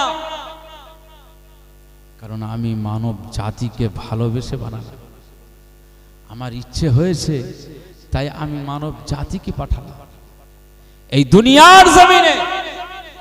মানব জাতিকে আমি আল্লাহ পাঠালাম কেবল আমার ইবাদত, আনুগত্য, আমার জব জিকির, আমার তাসবিহ, আমার ইতাআত করবার জন্য এই পৃথিবীতে পাঠালাম। একবার জোরে বলুন সুবহানাল্লাহ। তাহলে এখানে টাকির যত মানুষ আপনারা ওয়াজের মাহফিলে বসেছেন, আমাদের মনে রাখতে হবে এই পৃথিবীতে দুনিয়ার যেমন আমাদের প্রয়োজন পূরণের জন্য আমরা এগিয়ে চলি, রাত কি রাত, দিন কি দিন শুধু ভাবনা চিন্তা করি সংসার কি করে মেনটেন করা যাবে, সন্তানদের ভালো স্কুলে কি করে পড়ানো যাবে, কিভাবে আমার ছোট্ট এই সন্তানটাকে তার আসল মাকসাদ লক্ষ্যে পৌঁছানো যাবে। এজন্য ভালো স্কুল, ভালো টিউটরের কাছে পৌঁছায়, আজকে তার পিছনে আমরা লাখ লাখ টাকা খরচ করি। সে ডক্টর হবে, ব্যারিস্টার হবে, সে ইঞ্জিনিয়ার হবে, স্কুল টিচার হবে, সে একজন চাকরিজীবী হবে, সে একজন রেলের বড় উচ্চপদস্থ কর্মী হবে। এই সব স্বপ্ন নিয়ে আমরা দুনিয়াতে চলাফেরা করি। আজকে আমার সুন্দর বাড়ি হবে, সুন্দর গাড়ি হবে, এই পৃথিবীতে আমার নামের খ্যাতি মানুষের কাছে পৌঁছে যাবে, আমি একজন সুনাম খ্যাতি অর্জন করব। এই সমস্ত লক্ষ্য নিয়ে এই পৃথিবীতে কিন্তু মানুষ আমরা চলাফেরা করি। মনে রাখতে হবে এটা দুনিয়ায় শেষ হয়ে যাবে, পরকালের ক্ষেত্রে কিন্তু এটা কোনো মূল্যে আসবে না। তাই আমার আল্লাহ পাক বললেন, হে দুনিয়াবাসীরা শোনো, হে মানব জাতিরা শোনো, আমি আল্লাহ পাক জানিয়ে দিলাম, তোমরা দুনিয়ার মোহে পড়ে তোমাদের রব আল্লাহকে তোমরা ভুলে যেও না। দুনিয়ার জমিনের এই সুনাম অর্জনের জন্য তোমাদের আখিরাতকে ভুলে যেও না। তোমরা এই দুনিয়ার সুখ্যাতি পাওয়ার জন্য তোমাদের রব্বের হুকুমকে তোমরা নষ্ট করে দিও না। আমি আল্লাহ পাক বলছি, ব্যারিস্টার হও, ইঞ্জিনিয়ার হও, চাকরিজীবী হও, এটা দুনিয়ার প্রয়োজন লাগবে, কিন্তু এর মধ্যে দিয়ে আসল তোমার কাজ হচ্ছে আল্লাহকে খুঁজে বার করা, আল্লাহকে পাওয়া, আল্লাহকে কাছে টেনে নেওয়া, আল্লাহকে পাওয়া, এটা মূল মাকসাদ। এই লক্ষ্য নিয়ে কিন্তু তোমাকে দুনিয়াতে এগিয়ে যেতে হবে। তাহলে আমার আল্লাহ বলছেন যে তোমার জন্য দুনিয়া আখিরাত দোনো জায়গায় আমি আল্লাহ তোমার সফলকামী সাফল্য আমি আল্লাহ দান করে দেবো। একবার জোরে বলুন সুবহানাল্লাহ। রাসূলুল্লাহ সাল্লাল্লাহু আলাইহি ওয়াসাল্লাম এই শাবান মাসে চাঁদ ওঠার পর থেকে এত বেশি রোজা রাখতে, সাহাবীরা বলেন অন্য মাসে এত বেশি রোজা রাখেন। রাসূলুল্লাহ সাল্লাল্লাহু আলাইহি ওয়াসাল্লামের জীবনে কোনো গুনাহ ছিল? নাউযুবিল্লাহ, আস্তাগফিরুল্লাহ। এরকম চিন্তা করাটাই আমাদের ঈমানের খাতরা হবে। আকামাউল্লাহ রাসূলুল্লাহ সাল্লাল্লাহু আলাইহি ওয়াসাল্লামের জীবনে কোনো গুনাহ ছিল না, মাসুম আমার আল্লাহ করেছিলেন। এক মাস রমজান শরীফের রোজা রাখার পরে আর অন্য কোনো মাস নয়, যেমন শাওয়ালের 6টা রোজা রাখতেন, জিলহজের মধ্যে 8, 9, 10 বা প্রথম জিলহজের 1 তারিখ থেকে রোজা রাখার ব্যাপার ছিল 9 তারিখ পর্যন্ত, ইয়াউমুল আরাফা। এরপরে আছে মুহররমের 9, 10 অথবা 10, 11 ইয়াউমুল আশুরাকে কেন্দ্র করে রোজা পালন করা। প্রতি মাসের আইয়ামে বীজের রোজা, চাঁদের 13 তারিখ, 14 তারিখ, 15 তারিখ রোজা রাখা, চাঁদের প্রথম তারিখ রোজা রাখা। রাসূলুল্লাহ সাল্লাল্লাহু আলাইহি ওয়াসাল্লাম এগুলো পালন করতেন। তবে মনে রাখতে হবে, শাবান মাসে এত বেশি রোজা রাখতেন, সাহাবীরা বলেন যে আমাদের নজরে আম্মাজান আয়েশা সিদ্দিকা রাদিয়াল্লাহু তাআলা আনহা বলেন, নূর নবীজি এত বেশি রোজা রাখতেন শাবান মাসে, অন্য কোন মাসে এত বেশি রোজা আমরা রাখতে দেখি নাই। একবার জোরে বলুন সুবহানাল্লাহ।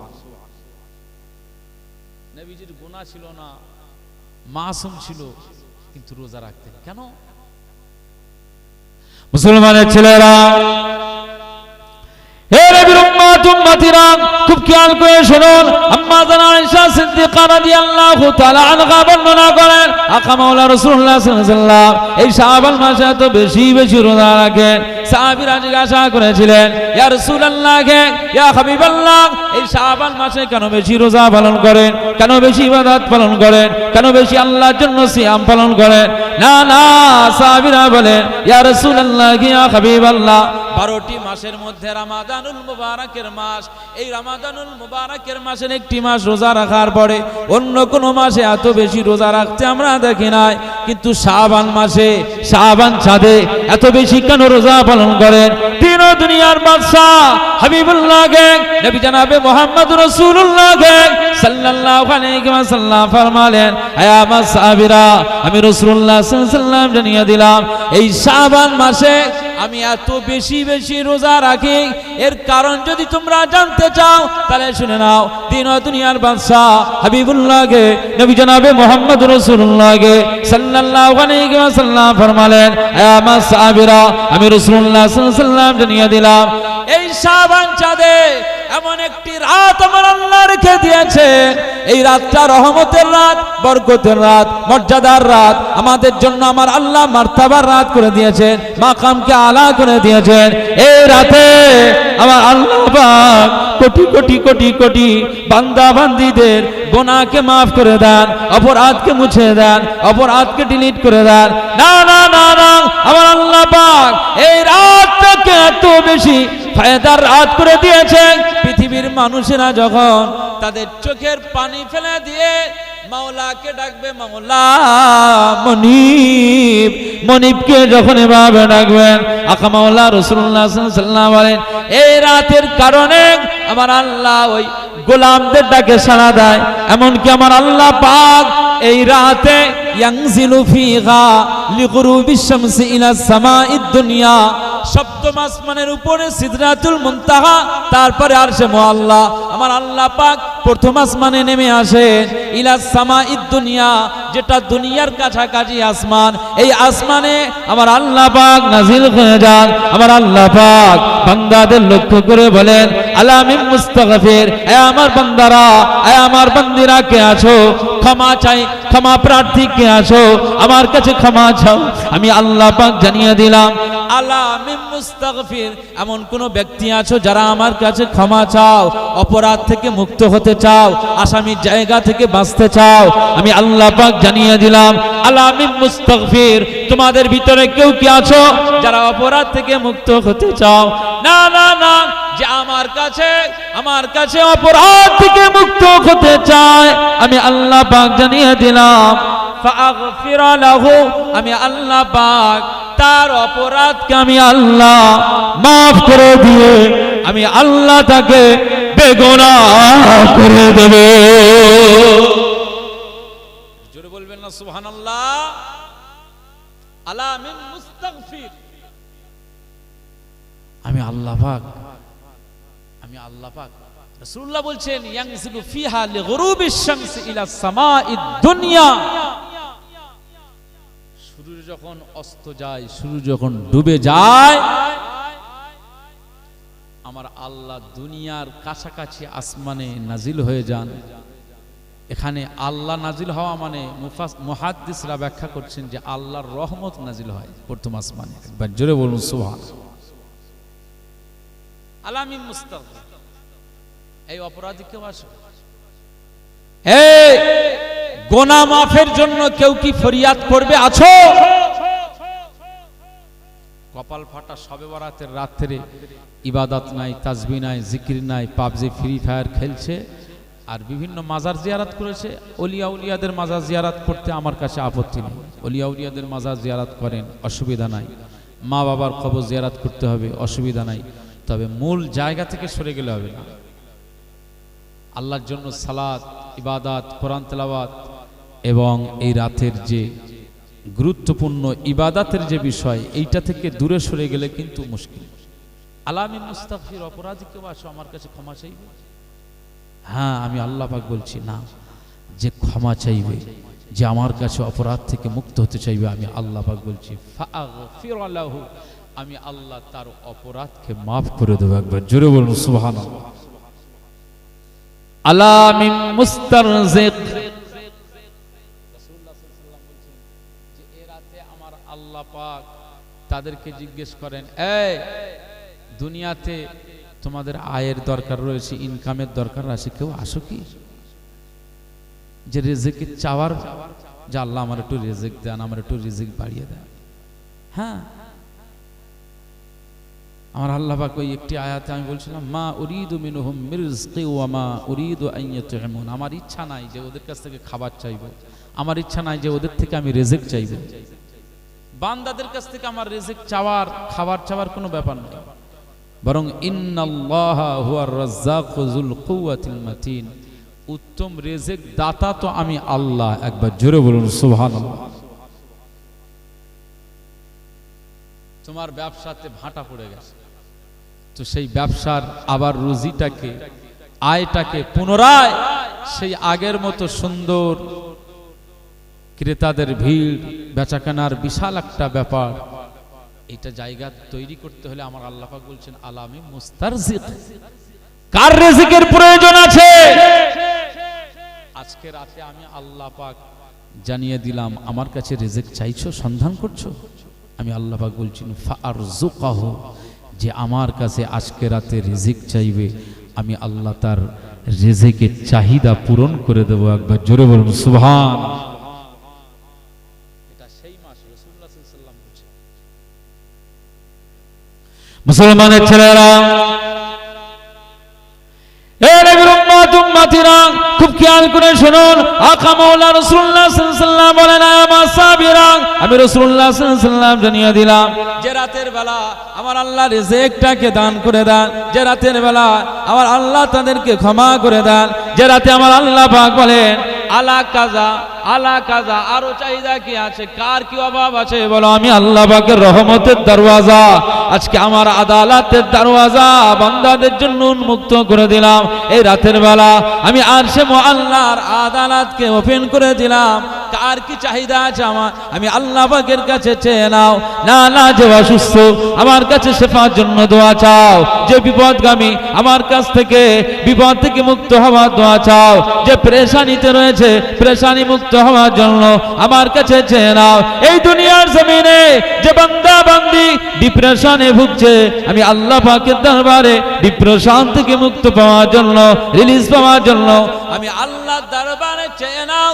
আজ এই রাতের বেলা আমি আল্লাহ পাক তার পেরেশানি তার মুশকিল থেকে আসান করে দেব।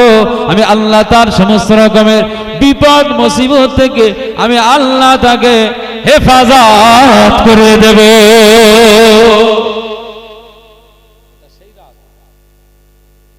রাসূলুল্লাহ সাল্লাল্লাহু আলাইহি ওয়াসাল্লাম বলছেন এই সেই শাবান মাস, যে মাসে রাসূলুল্লাহ সাল্লাল্লাহু আলাইহি ওয়াসাল্লাম অতি মাত্রায় রোজা রাখতেন।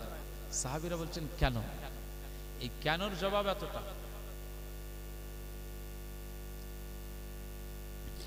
এলো খুশির বারাত নিয়ে সবে বারাত, এলো খুশির বারাত নিয়ে সবে বারাত, মুমিনের হৃদয়ে বহে খুশির জোয়ার, মুমিনের হৃদয়ে বহে খুশির জোয়ার, হবে পূর্ণ রাতের মোলাকাত। বলবেন না সুবহানাল্লাহ, জোরে হবে না সুবহানাল্লাহ। এলো খুশির বারাত নিয়ে সবে বারাত, এলো খুশির বারাত নিয়ে সবে বারাত, মুমিনের হৃদয়ে বহে খুশির জোয়ার, মুমিনের হৃদয়ে বহে খুশির জোয়ার, হবে পূর্ণ রাতের মোলাকাত। এলো খুশির বারাত নিয়ে সবে বারাত, এলো খুশির বারাত নিয়ে সবে বারাত, মসজিদে মসজিদে খুশির এলান, গুনগুন গুনগুন ঘরে তাসবিহ কোরআন। বলবেন না সুবহানাল্লাহ, জোরে হবে না সুবহানাল্লাহ। মসজিদে মসজিদে খুশির এলান, গুনগুন গুনগুন ঘরে তাসবিহ কোরআন, পাড়ায় পাড়ায় পড়ে নতুন সারা, পাড়ায় পাড়ায় পড়ে নতুন সারা, উপচে পড়ে প্রাণে খুশির ধারা, হবে রবের তরে ইবাদত। এলো খুশির বারাত নিয়ে সবে বারাত, এলো খুশির বারাত নিয়ে সবে বারাত, মুমিনের হৃদয়ে বগে খুশির জোয়ার, মুমিনের হৃদয়ে বগে খুশির জোয়ার, হবে পূর্ণ রাতের মোলাকাত। এলো খুশির বারাত নিয়ে সবে বারাত, এলো সবে বারাত, এলো সবে বারাত, এলো খুশির বারাত নিয়ে সবে বারাত, এলো খুশির বারাত নিয়ে সবে বারাত। রাত জেগে বন্দেগি জান্নাতি সাজ, প্রাণে প্রাণে চলে তৌহিদি রাজ। বলবেন না সুবহানাল্লাহ। রাত জেগে বন্দেগি জান্নাতি সাজ, প্রাণে প্রাণে চলে তৌহিদি রাজ, पैगाम लो मुमिन पुण्य मागेर, पैगाम लो मुमिन पुण्य मागेर, दिल के बनाओ रबेर इबादते, जदि चाओ पेते चाओ नाजात। एलो खुशिर बारात निये सबे बारात, एलो खुशिर बारात निये सबे बारात, मुमिनेर हृदये बगे खुशिर जोयार, মুমিনের হৃদয়ে বগে খুশির জোয়ার, হবে পূর্ণ রাতের মোলাকাত। এলো খুশির বারাত নিয়ে সবে বারাত, এলো খুশির বারাত নিয়ে শবে বারাত আল্লাহুম্মা সাল্লি আলা সাইয়্যিদিনা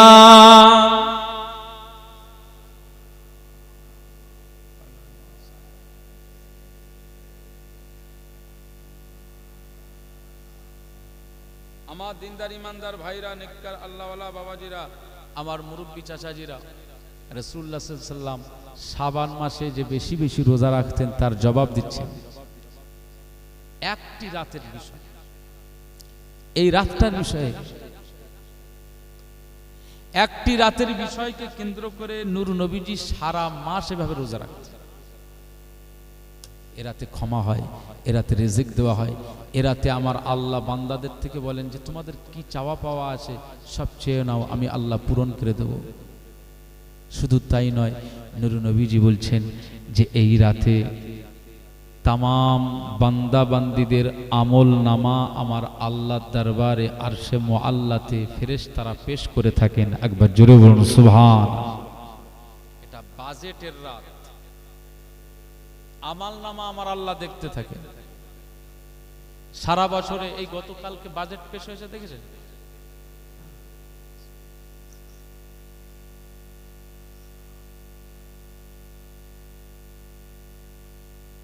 আলহামদুলিল্লাহ। সারা বছরে আমাদের ব্যবসায়ী প্রতিষ্ঠানে হাল খাতা হয় না, হয় না? কাস্টমাররা ধার খেয়ে যায়, তো বছরে হিসাব নিকাশ করে যেটা হবে চিঠি পাঠিয়ে তাকে বলা হবে ৩৫০০, চিঠি পাঠিয়ে বলা হবে তাকে ৫০০০ টাকা। সারা বছরে যা খেয়েছো, এই সারা বছরে হিসাব নিকাশ করে দেখা গিয়েছে তোমার এত টাকা তুমি ঋণী হয়ে গিয়েছো, আমার দোকানে তুমি এত টাকা ধার খেয়ে গিয়েছো। সুতরাং আজকে তোমার পরিশোধ করতে হবে। হাল খাতার দিন আমি করেছি। চিঠি আমাদের ঘরে আসে না, আসে না বলে। আমাদের প্রত্যেকেরই বছরের একটা হিসাব থাকে, সারা বছরের যে কোনো একটা পরিকল্পনা থাকে যে অমুক বছর এটা করবে। এখন আপনি কাউকে যদি বলেন যে আল্লাহ তোমার তো টাকা দিয়েছে, এখন একটু হজ করো, সে বলবে যে না আমি 2030-এ নিয়ত করেছি। এরকম এক একটা মানুষ এক একটা খেয়ালে চলে।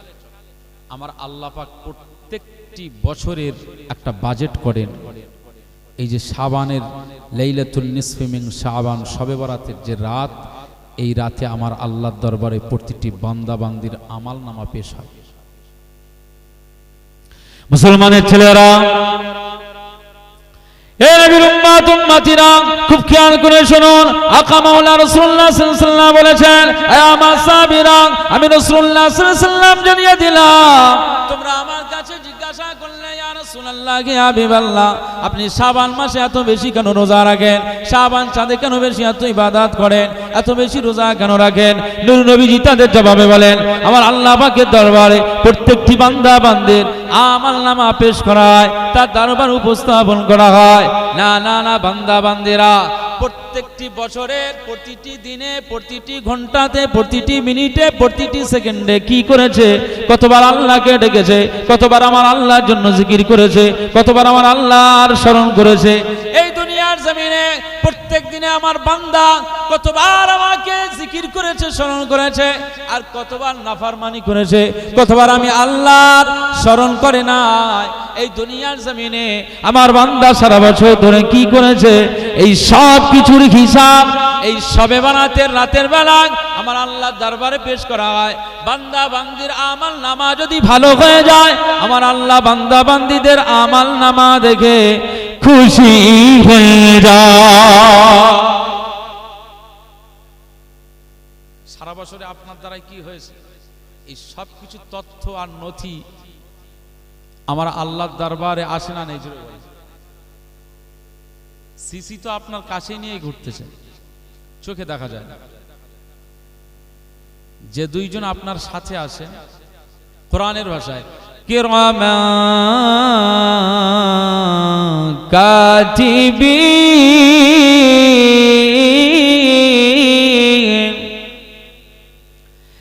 ইয়ালামুনা মা তাফআলুন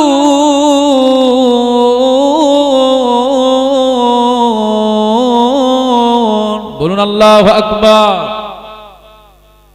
আমরা বলি যে এই ডান দিকে কিরামান, বাম দিকে কাতিবিন, আসলে এটা নয়। কিরামান মানে হচ্ছে অনারেবল, সম্মানিত। কাতিবিন দুইজন লেখক আছে, রাইটার আছে। এই দুইজন রাইটার আমার আল্লাহ ডান দিকে একজনকে, বাম দিকে একজনকে, দুইজনের দায়িত্ব দেওয়া হয়েছে। এই মজলিসে কতজন বসেছে, এই বসার হিসাব এবং কেন বসেছে তার জন্য তথ্য কিন্তু ডান দিকের ফেরেশতা লিখছে। যে আল্লাহ আপনার এই বান্দাটা এই মুহূর্তে এই আধ ঘন্টা হয়েছে এসেছে আপনার জিকিরের মাহফিল, ওই বান্দাটা এই 1 ঘন্টা ধরে এই জায়গায় বসে আছে।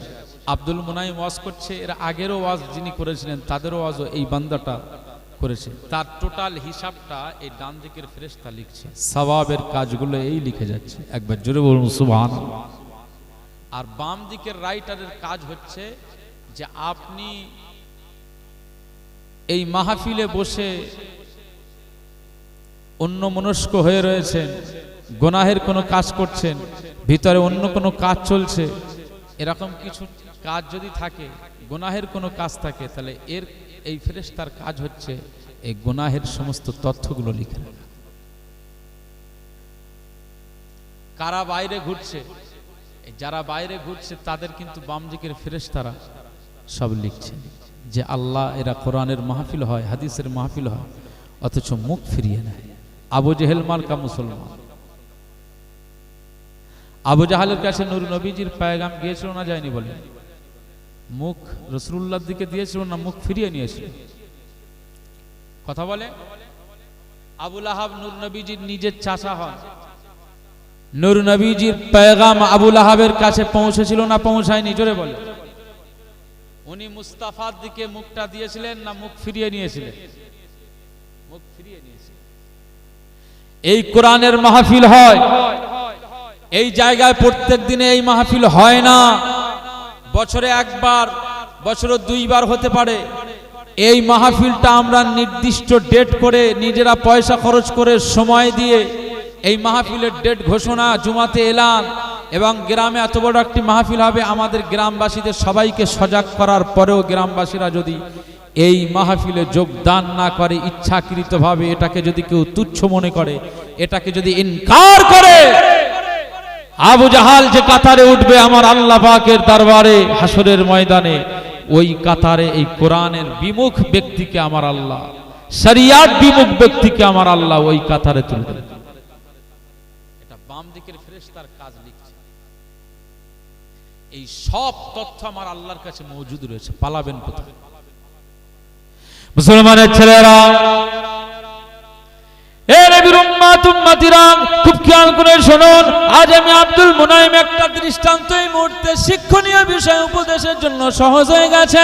বর্তমানে আমাদের সময়ে যেটা মানুষের পেরেশানিতে ফেলে দিয়েছে, মানুষের পেরেশানির মধ্যে ফেলে দিয়েছে, সেটা হলো বর্তমানে এসআইআর নামক একটি বিষয়, যেটা আমাদের কাছে অনেক পেরেশানির বিষয় হয়ে দাঁড়িয়েছে, স্পেশাল ইন্টেনসিভ রিভিশন। এর জন্য আমরা মানুষ হয়রানির মধ্যে পড়ে গেছি, আতঙ্কের মধ্যে পড়ে গেছি, হতাশার মধ্যে পড়ে গেছি। না না না না, দুনিয়ার এই স্পেশাল ইন্টেনসিভ রিভিশনের জন্য আমাদের সব তথ্যগুলো জোগাড় করতে হয়, নথিগুলো জোগাড় করতে হয়, বার্থ সার্টিফিকেট থেকে শুরু করে, স্কুল সার্টিফিকেট থেকে শুরু করে প্রত্যেকটি স্পেলিং গুলো আমাদের সঠিক আছে কিনা, ম্যারেজ রেজিস্টার যাদের হয় নাই, বয়স হয়ে গেছে, বুড়ো চাচিমা চাচাজি এসে বলছে রেজিস্ট্রি করে দেন, স্বামী স্ত্রী এই পরিচয় লিঙ্কটা দেখাতে হবে। না না, আজকে এই ভারতের নাগরিকত্ব বাঁচানোর জন্য যদি আজ এই তথ্যগুলো আমাদের ঠিকঠাক করতে হয়, তাহলে কিয়ামতের ময়দানের জান্নাতের নাগরিকত্ব নেওয়ার জন্য আপনার তথ্য মজুদ করতে হবে, আপনার ডকুমেন্ট ঠিক করতে হবে, আপনার আমলনামা ঠিক করতে হবে। যে আমলনামা কিয়ামতের ময়দানে আমার আল্লাহ আপনার দরবারে পেশ করবেন, আর এই আমলনামার ভিতর থেকে যখন আমার আল্লাহ পাক ঘোষণা করে দেবে, এই আমার ফেরেশতারা, আজ এই টাকি গ্রামের মানুষটি আজকে আমার জন্য সারাটা জিন্দেগি পাগল হয়ে গিয়েছিল, রবের প্রেমে মশগুল হয়ে গিয়েছিল, দিওয়ানা হয়ে গিয়েছিল, তার প্রতিটি পদক্ষেপ আল্লাহর জন্য ছিল, তার প্রতিটি মুহূর্ত আল্লাহর জন্য ছিল। না না না, আজ আমি আল্লাহ পাক জানিয়ে দিলাম, এর আমল নামা দেখো, এর আমল নামার ভিতরে সবকিছু আল্লাহর সন্তুষ্টির জন্য কাজ হয়ে রয়েছে। এই আমল নামাটা আজ আমি আল্লাহ জান্নাতের সার্টিফিকেটের জন্য এই ডকুমেন্টটাকে আমি আল্লাহ আজ কবুল করে নিলাম। যাও আমার এই বান্দাটাকে নিয়ে জান্নাতের ভিতরে দিয়ে দাও। তো আপনার ডকুমেন্ট এখান থেকে তৈরি করতে হবে। আর যদি আপনার ডকুমেন্ট ভালো না হয়, আমল নামা যদি ভালো না হয়, আখিরাতের ময়দানে আপনি কি করে দাঁড়াবেন? হ্যাঁ, এসআইআর আমাদের কাছে মুমিনদের জন্য একটা বড় উপদেশ। এর থেকে উপদেশ গ্রহণ করুন। সামনে আরো দিন আসতে চলেছে, ভয়ঙ্কর পরিবেশ পরিস্থিতি আমাদের কাছে অবশ্যম্ভাবী আসতে চলেছে। তবে মনে রাখতে হবে, আমাদের এই সমস্ত দুনিয়ার এই ফিতনা ফাসাদ থেকে বাঁচতে প্রতিটি মুমিনের এখন এই মুহূর্তের জন্য, কাল নয় আজ থেকেই আমার আল্লাহর দিকে ফিরে আসা, আল্লাহকে বলা, আল্লাহ আমার মতো নাফরমানিকে ফেরাউনের কাতারে, আবু জাহালের কাতারে ফেলবেন না। আজ থেকে আমি অঙ্গীকারবদ্ধ হচ্ছি, প্রতিজ্ঞাবদ্ধ হচ্ছি, আল্লাহ আমাকে সিদ্দিক আকবর, আবু বকর সিদ্দিক, উমর ইবনে খাত্তাব রাদিয়াল্লাহু আনহু, হযরত উসমান গনি, আলী কাররামাল্লাহু ওয়াজহাহু, আজ এই বড় পীর আব্দুল কাদের জিলানী আল বাগদাদী রহমাতুল্লাহি আলাইহি আজ এই স্মরণের মাহফিল থেকে আমরা প্রতিজ্ঞাবদ্ধ হচ্ছি, আজকে তাদের কাতারে আল্লাহ আমাদেরকে শামিল করে নেন, আমরা সেইভাবে যেন চলতে পারি সিরাতে মুস্তাকিম। এজন্য কোরআনের ভাষায় আমার আল্লাহ পাক আপনাকে শিখিয়ে দেন, বান্দা তুমি যখন সালাত আদা করো বলো ইহদিনাস সিরাতাল মুস্তাকিম। আমার আল্লাহ পাক ঘোষণা করেন, আমার বান্দা বান্দিরা তুমি বলতে চাও, তুমি আসলে এটাই বলছো যে আমি আল্লাহর কাছে সাহায্য চাইছি। ইহদিনাস সিরাতাল মুস্তাকিম, আল্লাহ আমাকে সিরাতে মুস্তাকিমের পথ দেখান, আমাকে হেদায়েতের রাস্তা বার করে দিন, যে পথ সিরাতাল লাযিনা আন'আমতা আলাইহিম, যে পথে নিয়ামত যাদেরকে দিয়েছিলেন, ওলি আউলিয়ারা চলেছিলেন, মুমিনেরা চলেছিলেন, গাউস কুতুবেরা চলেছিলেন, সমস্ত নবীন, সিদ্দিকিন, শুহাদা, সালিহিনেরা চলেছিলেন, ওই পথে আমাদেরকে চালিত করুন। এই পথ ছাড়া আর আমাদের বাঁচার অন্য কোনো পথ নয়। গায়রিল মাগদুবি আলাইহিম ওয়ালাদ-দাল্লিন। আজকে আমাদেরকে ওই পথ দেবেন না যে পথের উপরে আল্লাহ আপনার গজব নাযিল হয়ে গেছে, যাদেরকে গুমরাহি বানিয়ে দিয়েছেন, যাদেরকে পথ ভ্রষ্ট করে দিয়েছেন, যাদেরকে নাস্তানাবুদ করে দিয়েছেন, যাদেরকে জাহান্নামের আসামি করে দিয়েছেন, যাদেরকে জাহান্নামের খোরাক বানিয়ে দিয়েছেন। না না না না, আল্লাহ পাক ওই পথে আমাদেরকে চালিত করবেন না, আমাদেরকে ওই পথে চালিত করুন যে পথে নবী মুসা চলেছে, যে পথে নবী ইব্রাহিম খলিলুল্লাহ চলেছে, যে পথে নবী ঈসা রূহুল্লাহ আলাইহিস সালাম চলেছে, যে পথে নবী দাউদ আলাইহিস সালাম চলেছে, যে পথে না না নবী আদম আলাইহিস সালাম থেকে আর আজ পর্যন্ত যত মুমিন বান্দারা চলে গেছে, ওলিয়ে কামেলরা চলে গেছেন, খাজা গরিবে নামাজ চলেছে, মুজাদ্দিদ আল ফিসানি রাহমাতুল্লাহ আলাইহি চলেছেন, না না না না, হযরত নিজামউদ্দিন আউলিয়া রাহমাতুল্লাহ আলাইহি চলেছেন, ইমাম বুখারী চলেছেন, ইমাম তিরমিজি চলেছেন, ইমাম নাসাই চলেছেন, না না, ইমাম আযম আবু হানিফা রাহমাতুল্লাহ আলাইহি চলেছেন, বড় পীর আব্দুল কাদের জিলানী আল বাগদাদী চলেছেন, মুজাদ্দিদুজ জামান পীর আবু বকর সিদ্দিকী ওয়াল খাজি রাহমাতুল্লাহ আলাইহি চলেছেন, যে পথে বসিরহাট মাওলানা বাগ দরবার শরীফে ঘুমিয়ে আছেন আল্লামা ইহিদ আল্লামা রুহুল আমিন রাহমাতুল্লাহ আলাইহি চলেছেন, ওই পথে আমাদেরকে চালিত করুন। আর কিয়ামতের ময়দানে তাদের কাতারে আমাদেরকে শামিল করে দেবে। আল্লাহ পাকের কাছে এই চাওয়াটা যদি আপনি না চান, কবে চাইবে?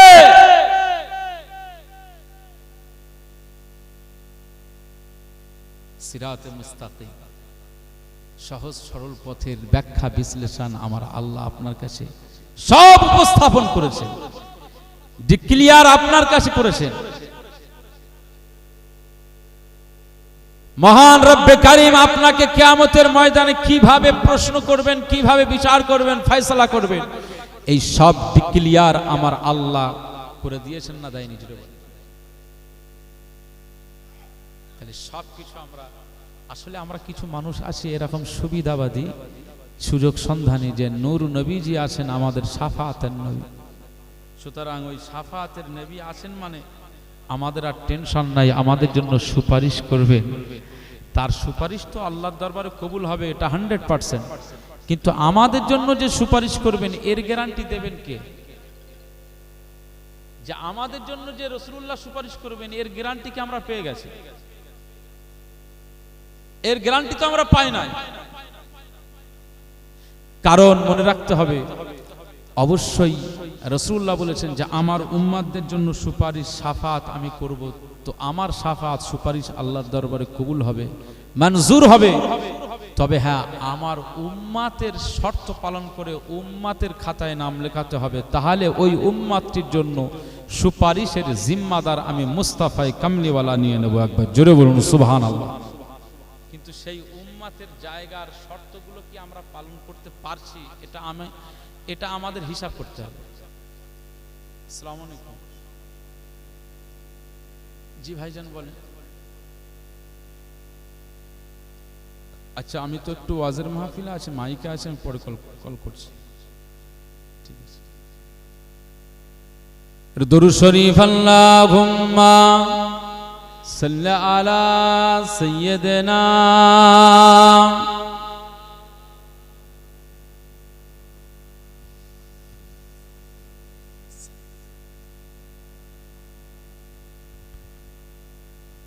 দরুদ শরীফ আমি আপনাদেরকে পড়তে বলছি মানে যে আমি বলছি এটা নয়, বরং আল্লাহ বলেছেন দরুদ পড়ার কথা। আর মুস্তাফায়ে কামলিওয়ালা বলেছেন ভালো বৈঠকে ভালো মাহফিলে যখন বসবে, যেমন লাইট ফাইট দিয়ে যেমন মাহফিলের সৌন্দর্য এবং অন্ধকার কাটিয়ে এই সুন্দর আলোকসজ্জা করেছেন, এই মজলিসের একটা গেটআপ বেড়েছে না বাড়িনি বলে রাসূলুল্লাহ বলেছেন তোমরা জান্নাতের টুকরাতে বসবে। আর আমি মুস্তাফায়ে কামলিওয়ালা জানিয়ে দিলাম মজলিসটা আমার শানে দরুদ পড়ে পড়ে মজলিসের সৌন্দর্য আরো বৃদ্ধি করবে। একবার জোরে বলুন সুবহানাল্লাহ। এটা দালাইলুন নবুওয়া ইমাম বাইহাকি রাহমাতুল্লাহ আলাইহি লেখা, সম্ভবত হাদিসের গ্রন্থের এই কিতাবে আছে হাদিস। তো এখন দরুদ পড়তে বললে আমাদের সেই এনার্জি আর নাই।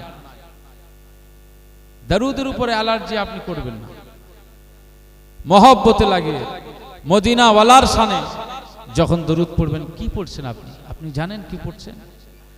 আল্লাহুম্মা সাল্লি আলা মুহাম্মাদ। আপনি বলছেন যে হে আল্লাহ সাল্লি আলা মুহাম্মাদ, মুহাম্মদ সাল্লাল্লাহু আলাইহি ওয়াসাল্লামের উপরে আল্লাহ আপনার আসমান থেকে যত রহমত আছে সব রহমত আমার মুস্তাফার দরবারে আপনি নাজিল করে দিন। একবার জোরে বলুন সুবহানাল্লাহ।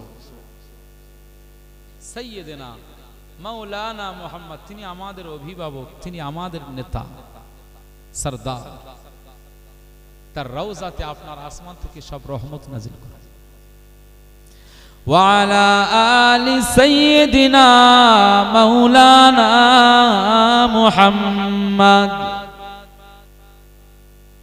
আল্লাহ আমার নূর নবীজির উপরে আপনার আসমান থেকে শান্তি নাজিল করে দিন। একবার জোরে বলুন সুবহানাল্লাহ। আপনি উম্মত হিসাবে যখন আল্লাহ পাকের দরবারে এভাবে দোয়া চাইবে, এভাবে আল্লাহ পাকের দরবারে ফরিয়াদ করবে, আমার আল্লাহ খুশি হবেন না হবেন না? জোরে বলেন, খুশি হবে না? দুনিয়ার নেতাদের পিছনে জিন্দাবাদ লাগাই, তখন শিয়ালের মতো চেল্লায়, আর শরিয়াতের জায়গা আমরা পোল্ট্রির মতো ঝিমোই। কথা বুঝতে পারছেন? জিন্দাবাদ দিতে যদি হয় তো মদিনাওয়ালার জিন্দাবাদ। সরকার তো তিনি, সরদার তো তিনি, নেতা তো তিনি, সৈয়দ তো তিনি, মুস্তাফা তো তিনি, আম্বিয়া তো তিনি, তিনি তো সাকিয়ে কাউসার, তিনি তো শাফিয়ে মাহশার। এজন্য তার শানে দরুদ যদি আপনি না পড়েন তাহলে কবে পড়বেন? এই মাহফিলে বসে পড়তে হবে। তসবিহ দানা নিয়ে প্রত্যেক দিনে প্রতি ওয়াক্তের পরে 10 বার হোক 11 বার হোক করে আপনি একটা কম্পালসারি ধরে রাখেন দরুদের আমাল। দরুদের উপরে আপনার কত আমার আল্লাহ বালা মুসিবত থেকে হেফাজত করবে জানেন? দরুদের উপরে আমার আপনার আমল থাকলে আমার আল্লাহ আপনার সমস্ত ইবাদত আমলগুলোকে আমার আল্লাহর দরবারে মঞ্জুর হয়ে যাবে। একবার জোরে বলুন সুবহানাল্লাহ। এই জন্য দরুদের উপরে গুরুত্ব দিতে হবে। খবরদার, আজকে আমরা সিলসিলায় ফুরফুরা শরীফের মতাদর্শের ক্ষুদ্র আমরা ফুরফুরার খাদেম, কুত্তা বলা যেতে পারে, গোলাম। মনে রাখতে হবে, আজকে আমরা যে সিলসিলার মানুষ, আমরা আল্লাহর দরবারে শুকরিয়া আদা করি যে আলহামদুলিল্লাহ আল্লাহ আমাদের জন্য মুজাদ্দিদুজ জামানের মতো একজন মুহাক্কিক আলেমে দ্বীন পীর আবু বকর সিদ্দিকীকে আমাদের জন্য পীর এবং মুর্শিদ হিসাবে আমার আল্লাহ বাংলার জমিনের জন্য দান করেছেন। একবার জোরে বলুন সুবহানাল্লাহ। সেই সিলসিলার মানুষ হতে পেরেছি। এই সিলসিলা ফুরফুরা শরীফের মুজাদ্দিদুজ জামান পীর আবু বকর সিদ্দিক আল কুরাইশি রহমাতুল্লাহ আলাইহি ওয়াজ নসিহতের মাহফিলগুলো বাংলার জমিনে, বাংলাদেশের জমিনে যেভাবে সাজিয়েছেন, আজ বাংলাদেশের জমিনে যত তাফসিরুল কোরআন মাহফিল হয়, যত ইসলামী ওয়াজ মাহফিল ধর্মসভা হয়, এই সব কিছুর পিছনে অবদান কিন্তু ফুরফুরার মুজাদ্দিদুজ জামানের। একবার জোরে বলুন সুবহানাল্লাহ। গোটা ওয়ার্ল্ডে আমার মনে হয় পশ্চিম বাংলা আর বাংলাদেশের জমিনে যেভাবে তাফসিরুল কোরআন মাহফিল আর ওয়াজ মাহফিল হয়, ইসালে সব মাহফিল হয়, এত মাহফিল কিন্তু অন্য কোনো কান্ট্রিতে, অন্য কোনো স্টেটে, অন্য কোনো দেশে এত কিন্তু ওয়াজ মাহফিল হয় না। কথা বুঝতে পারছেন? মুজাদ্দিদুজ জামান পীর আবু বকর সিদ্দিক আল কুরাইশি রহমাতুল্লাহি আলাইহি তিনি এই সুন্দর মাহফিলগুলো আমাদের জন্য উপহার দিয়েছেন, কারণ তিনি জানেন যে মানুষ ওয়াজের মাহফিলে বসলে কিছু না হলেও আল্লাহ আল্লাহ রসুলের জন্য 2 ঘন্টা 5 ঘন্টা এই সময়টা কিছু না হলেও তার হৃদয়ে একটু নাড়া দিতে পারে, এটাই তার হেদায়েতের একটা জায়গা হতে পারে। তাই এটা হেদায়েতের মারকাজ, হেদায়েতের সেন্টার বলা যেতে পারে। কারণ তিনি লক্ষ্য করেছেন বাংলার মানুষরা একেবারে সাদা মাটা মানুষ, নরম দিলের মানুষ। বাংলার মানুষেরা তারা একেবারে সোজা সাপটায় চলাফেরা করে, দিক বিদিক অত চিন্তা ভাবনা করে না। এদের সরলতার মন অনেক আমার আল্লাহ উদার করেছেন। সুতরাং এই সমস্ত মানুষদিগকে আমার আল্লাহ যদি একটু জাহান্নাম থেকে বাঁচিয়ে দেন, আমার আল্লাহ যদি নাজাতের জায়গা খুলে দেন, আমার আল্লাহ যদি জান্নাতি বানিয়ে দেন, তাহলে আমি আবু বকর সিদ্দিকী আমার মনটা খুশি হয়ে যাবে। এজন্য তিনি বাংলার মানুষদের জাহান্নাম থেকে বাঁচানোর জন্যই, জান্নাতের পথে নিয়ে যাওয়ার জন্যই এই এত ওয়াজ মাহফিল বাংলার জমিনে সাজিয়েছিলেন। একবার জোরে বলুন সুবহানাল্লাহ। অন্যান্য ওয়াজ মাহফিলে আপনি যাবেন, আমাদের এই সমস্ত মাহফিলে, ওয়াজ মাহফিলে যেভাবে দরুদ পড়া হয়, অন্য ওয়াজ মাহফিলে এত দরুদ শরীফ কিন্তু খুব একটা পাবেন না। এটা আমাদের জন্য একটা বড় ফজিলত, আদব, মুস্তাফার প্রতি আমাদের একটা ভালোবাসার নমুনা। কারণ রাসূলুল্লাহ সাল্লাল্লাহু আলাইহি ওয়াসাল্লাম বলেছেন যে যত বেশি আমার দরুদ পড়বে, আর যে মাহফিলে আমার দরুদ জিকির হয়, ওই মাহফিলটা আমার আল্লাহর দরবারে কবুল হয়ে যায়। একবার জোরে বলুন সুবহানাল্লাহ। এজন্য মহব্বতে প্রাণ উজাড় করে দরুদ শরীফ আল্লাহুম্মা সাল্লি আলা সাইয়্যিদিনা ওয়া আলা আলি সাইয়্যিদিনা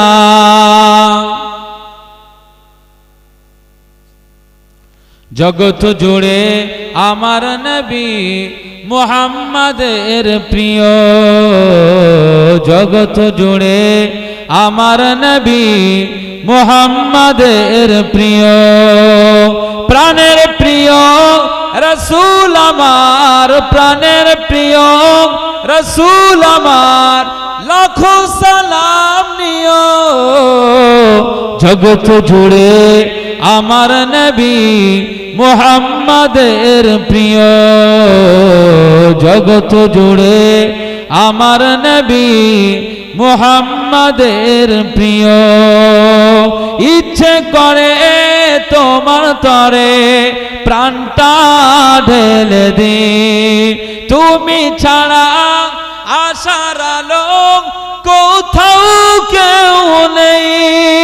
তোমার জীবন ফুলে চাওয়া ভীষণ কমনীয়, জগৎ জুড়ে আমার নবী মুহাম্মাদের প্রিয় জগৎ জুড়ে আমার নবী মুহাম্মাদের প্রিয় প্রাণের প্রিয় রাসূল আমার প্রাণের প্রিয় রাসূল আমার লাখো সালাম নিও জগৎ জুড়ে আমার নবী মুহাম্মাদের প্রিয় জগৎ জুড়ে আমার নবী মুহাম্মাদের প্রিয় আল্লাহুম্মা সাল্লি আলা সাইয়্যিদিনা ওয়া আলা আলি সাইয়্যিদিনা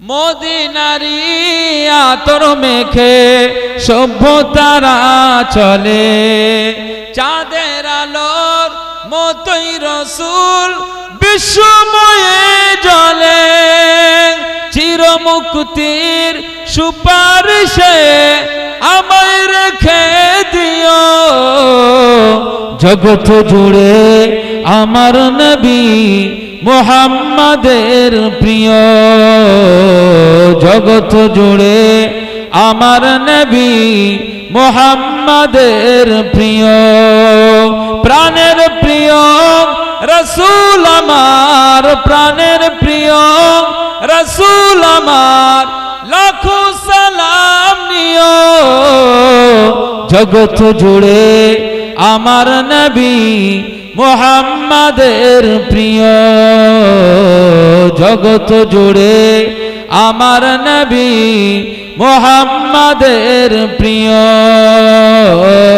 আল্লাহুম্মা সাল্লি আলা সাইয়্যিদিনা ওয়া আলা আলি সাইয়্যিদিনা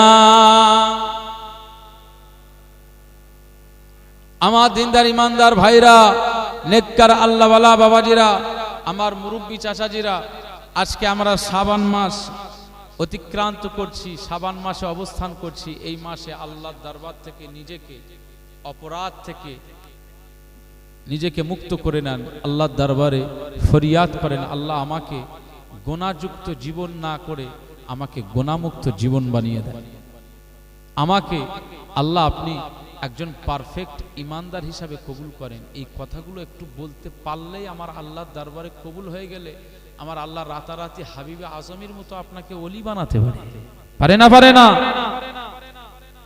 আজকে তো ওলিদের মাহফিল করা হয়েছে বড় পীর আব্দুল কাদের জিলানী আল বাগদাদী রাহমাতুল্লাহ আলাইহির স্মরণে তো এই মাহফিল তাই তো নাকি আমি ইস্তার দেখছিলাম তাহলে তার আব্বাজান আবু সালেহ মুসা জঙ্গি রাহমাতুল্লাহি আলাইহি কত বড় দরজাওয়ালা একজন তাকওয়াওয়ালা ব্যক্তি ছিলেন জানেন ওহো ইবাদতের জায়গা ইবাদত করতে যে এত ক্ষুধা পেয়েছে আর কিনারায় আপনি দেখতে পেলেন যে নদীর কিনারে একটা ফল আপেল ফল কিংবা একটা রাস্তাতে আপেল পেয়ে গেলেন এই আপেলটা উনি ক্ষুধার তাড়নায় খেয়ে ফেলেছেন কিন্তু ক্ষুধার তাড়না তো সহ্য করতে পারেনি ফেলেছিলেন তারপরেও তিনি আল্লাহর দরবারে ফরিয়াদ করেছেন আল্লাহ এই গাছের ফল কার গাছের ফল আমি খেলাম ইস আমার সব ইবাদত তো নষ্ট হয়ে যাবে আল্লাহ ক্ষমা করে দেন আল্লাহ মাফ করে দেন আল্লাহ আমাকে মাফ করে দেন এভাবে আবু সালেহ মুসা জঙ্গি রাহমাতুল্লাহ আল্লাহর দরবারে ফরিয়াদ করছেন আল্লাহ মাফ করে দেন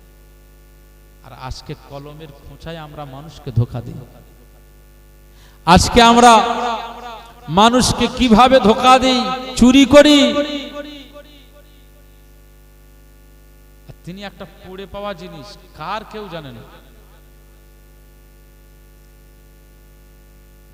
মুসলমানের ছেলেরা এ নবীর উম্মত উম্মতিরা খুব খেয়াল করে শুনুন হযরত আব্দুল কাদের জিলানী আল বাগদাদীর আব্বাজান আবু সালেহ মুসা জঙ্গি রাহমাতুল্লাহ আলাইহি তিনি সংকল্প করলেন আল্লাহর দরবারে তওবা করবেন না না তওবা তো আল্লাহর দরবারে করলে হবে না এটা হুকুকুল ইবাদের বিষয় বান্দাদের হক আমি ফাঁকি দিলাম না বলে ফলটা খেয়ে নিলাম। এই চিন্তা করলেন এই ফল কোথা থেকে বেরিয়ে এসেছে, উনি সন্ধান করলেন, অনুসন্ধান জুড়ে দিলেন। আব্দুল কাদের জিলানী আব্বা জান হযরত আবু সালেহ মুসা জঙ্গে রাহমাতুল্লাহ আলাইহি পথ পাড়ি দিলেন। না না না, অনেক পথ পাড়ি দিয়ে দেখতে পেলেন না, নদীর কিনারায় বাগান রয়েছে, আপেলের বাগান। ওই আপেলের বাগানের ডালপালাগুলো নদীর উপরে পড়ে রয়েছে। না না না, ওই ফল ওখান থেকে পড়ে গেল, আর এই ফল ভেসে ভেসে চলে যায়, আপেলটা খেয়ে নেয়, ওই বাগানের কাছাকাছি চলে যায়। বাগানের কাছে যখন পৌঁছে যায়, বাগানের মালিক যারা কাজ করে তাদেরকে সালাম জানিয়ে জিজ্ঞাসা করে এখানে বাগানের মালিক কে আছে? না না, বাগানের মালিরা বলেন, বাগানের কর্মচারীরা বলেন, না এই মালিক যিনি তিনি তো এখন এখানে পাবেন না, তিনি ইবাদতের জায়গায় রয়েছেন, তিনি আল্লাহর ইবাদত করেন। কেন, কি হয়েছে? না, আমার একটু তার সাথে দেখা করার দরকার। আচ্ছা ঠিক আছে, ওয়েট করেন। আবু সালেহ মুসা জঙ্গি রহমতুল্লাহ আলাইহি ওয়েট করছেন। বাগানের মালিক মুনিব তিনি আসলেন। আসসালামু আলাইকুম। ওয়ালাইকুম আসসালাম। যে হুজুর, আপনি বাগানের মুনিব, বাগানের মহাজন, বাগানের মালিক? যে কি হলো? না, একটু আমি আপনার কাছে এসেছি, আপনার কাছে আমি একটু এসেছি একটি বিষয়। কি বিষয়? না, কেউ যদি আপনার কাছে অপরাধ করে থাকে, তারপরে যদি কেউ ক্ষমা চায়, আপনি ক্ষমা করবেন কি করবেন না? তো বাগানের মালিক সে সহজভাবে বলে দিয়েছে, কেউ যদি ক্ষমা চায় তো কেন ক্ষমা করব না, অবশ্যই ক্ষমা হবে। মুসলমানের ছেলেরা, এ নবীর উম্মত উম্মতিরা, খুব খেয়াল করে শুনুন। হযরত আবু সালেহ মুসা জঙ্গি রাহমাতুল্লাহ আলাইহি বাগানের মালিককে লক্ষ্য করে বলেন, হুজুর আমাকে ক্ষমা করে দেন, আজ আপনার বাগানের একটি আপেল পড়ে গেছিল, সেই আপেলটা আমি কুড়িয়ে খেয়ে নিয়েছি, না বলে, না জানিয়ে, না পারমিশনে, না অনুমতি নিয়ে আমি ওটা খেয়ে নিয়েছি। এখন আমার আল্লাহ পাক আমার গুনাহ মাফ করবে না, আমার ইবাদত ক্যান্সেল হয়ে যাবে, বাতিল হয়ে যাবে, আমার আল্লাহর দরবারে মঞ্জুর হবে না, আমার আল্লাহটাকে পছন্দ করেন না। মনে রাখতে হবে, আমার আল্লাহ মুত্তাকিদের অনেক ভালোবাসেন, পছন্দ করেন, তাকওয়াওয়ালা বান্দা বান্দীদেরকে আমার আল্লাহ অনেক ভালোবাসেন। আজকে আমি একজন গোলাম, আমার আল্লাহকে পেতে চাই। এই দুনিয়ার জমিনে আমি আমার আল্লাহ ছাড়া আর কাউকে আমি পছন্দ করি না।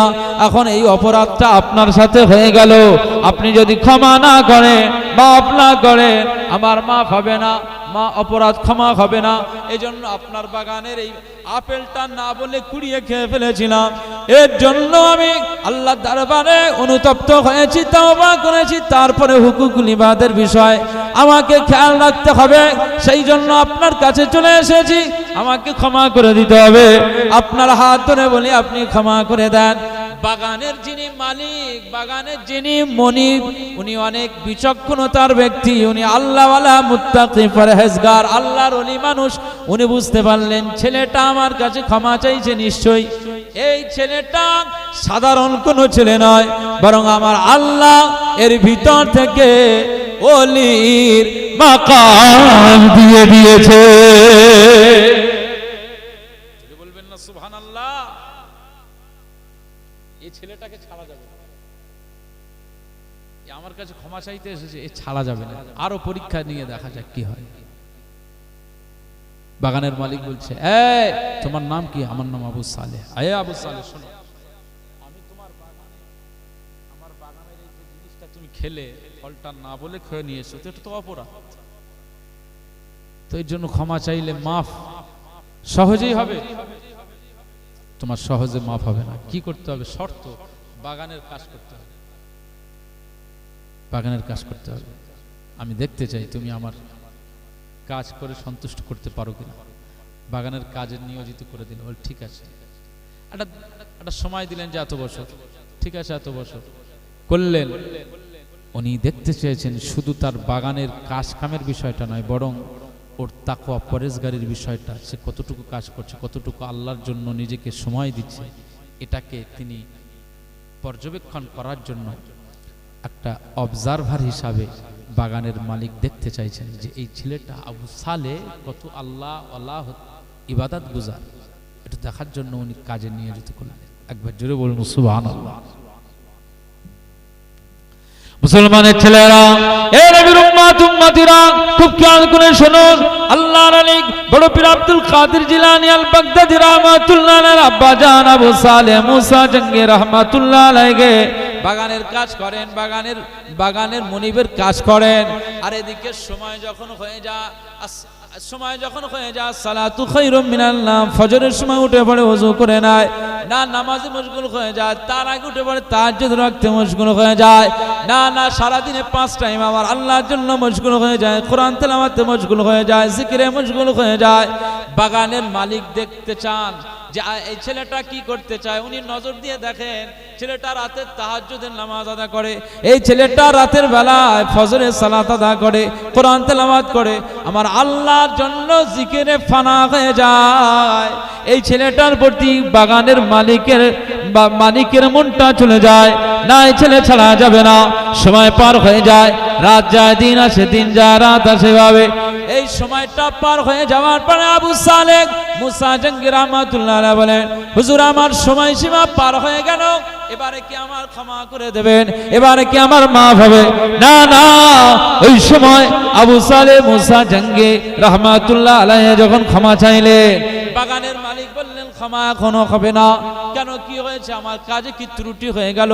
না, আজকেও ক্ষমা হবে না, বরং আরো একটি শর্ত পূরণ করতে হবে। যদি এই শর্তটা তুমি পূরণ করতে পারো, আজ আমি বাগানের মালিক তোমার এই সব অপরাধকে আমি মাফ করে দেব। না, কি শর্ত পূরণ করতে হবে? ওই সময় আবু সালেহ মুসা জঙ্গি বলেন, কি শর্ত পূরণ করতে হবে? ওই বাগানের মালিক বললেন, আমার একটা মেয়ে আছে বোবা, কথা বলতে পারে না, আমার একটি মেয়ে আছে কানা, চোখে দেখতে পায় না, আমার একটি মেয়ে আছে কানে কালা, শুনতে পায় না, আমার এই মেয়েটা খোড়া বিকলাঙ্গ, চলতে পারে না। এরকম একটা মেয়ে তোমাকে বিবাহ করতে হবে। যদি বিবাহ করো তাহলে তোমার এই হুকুকুল ইবাদের বিষয়টা আমি ক্ষমা করে দেব।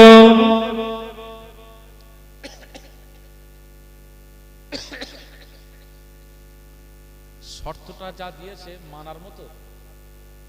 যে আপনাকে যদি এই মুহূর্তে বলে, কাজের কথা যদি বলে, একটা আপেল খেয়েছি ওর জন্য, একটা ফল খেলাম এর জন্য এত কিছু, মাফ করবি না করবি সব হঠাৎ চিন্তা করেন কত বড় দরজাওয়ালা ওলি হতে পারে। সেই জন্য তো তাদের গর্ভে আজকে আমার আল্লাহ জামানার বড় পীর করে দিয়েছেন। গোটা বিশ্বের সবচাইতে বড় পীর আব্দুল কাদেরুল জিলানী আল বাগদাদী। একবার জোরে বলুন সুবহানাল্লাহ। তো আবু সালেহ মুসা জঙ্গি রাহমাতুল্লাহ আলাইহি সরলতা মানুষ, তিনি তো আল্লাহকে পেতে চান, বিকল্প কিছু বিষয় না, তিনি শুধু আল্লাহকে পেতে চান। যে হুজুর আমি আপনার মেয়েকে বিবাহ করলে আপনি ক্ষমা করবেন। যে উনি তো চিন্তা করছেন এরকম ছেলে ছাড়া যাবে না, কারণ আমার মেয়ের উপযুক্ত ছেলে হচ্ছে, উপযুক্ত হাজবেন্ড বা স্বামী হচ্ছে এই ছেলেটা। কারণ ওনার মেয়ে যে অন্ধ বা এই কালা বা এই চোখে দেখতে পায় না বা এই বোবা, এই কথাগুলো যে বলেছে এর মধ্যে হাকিকাতের রহস্য রয়েছে।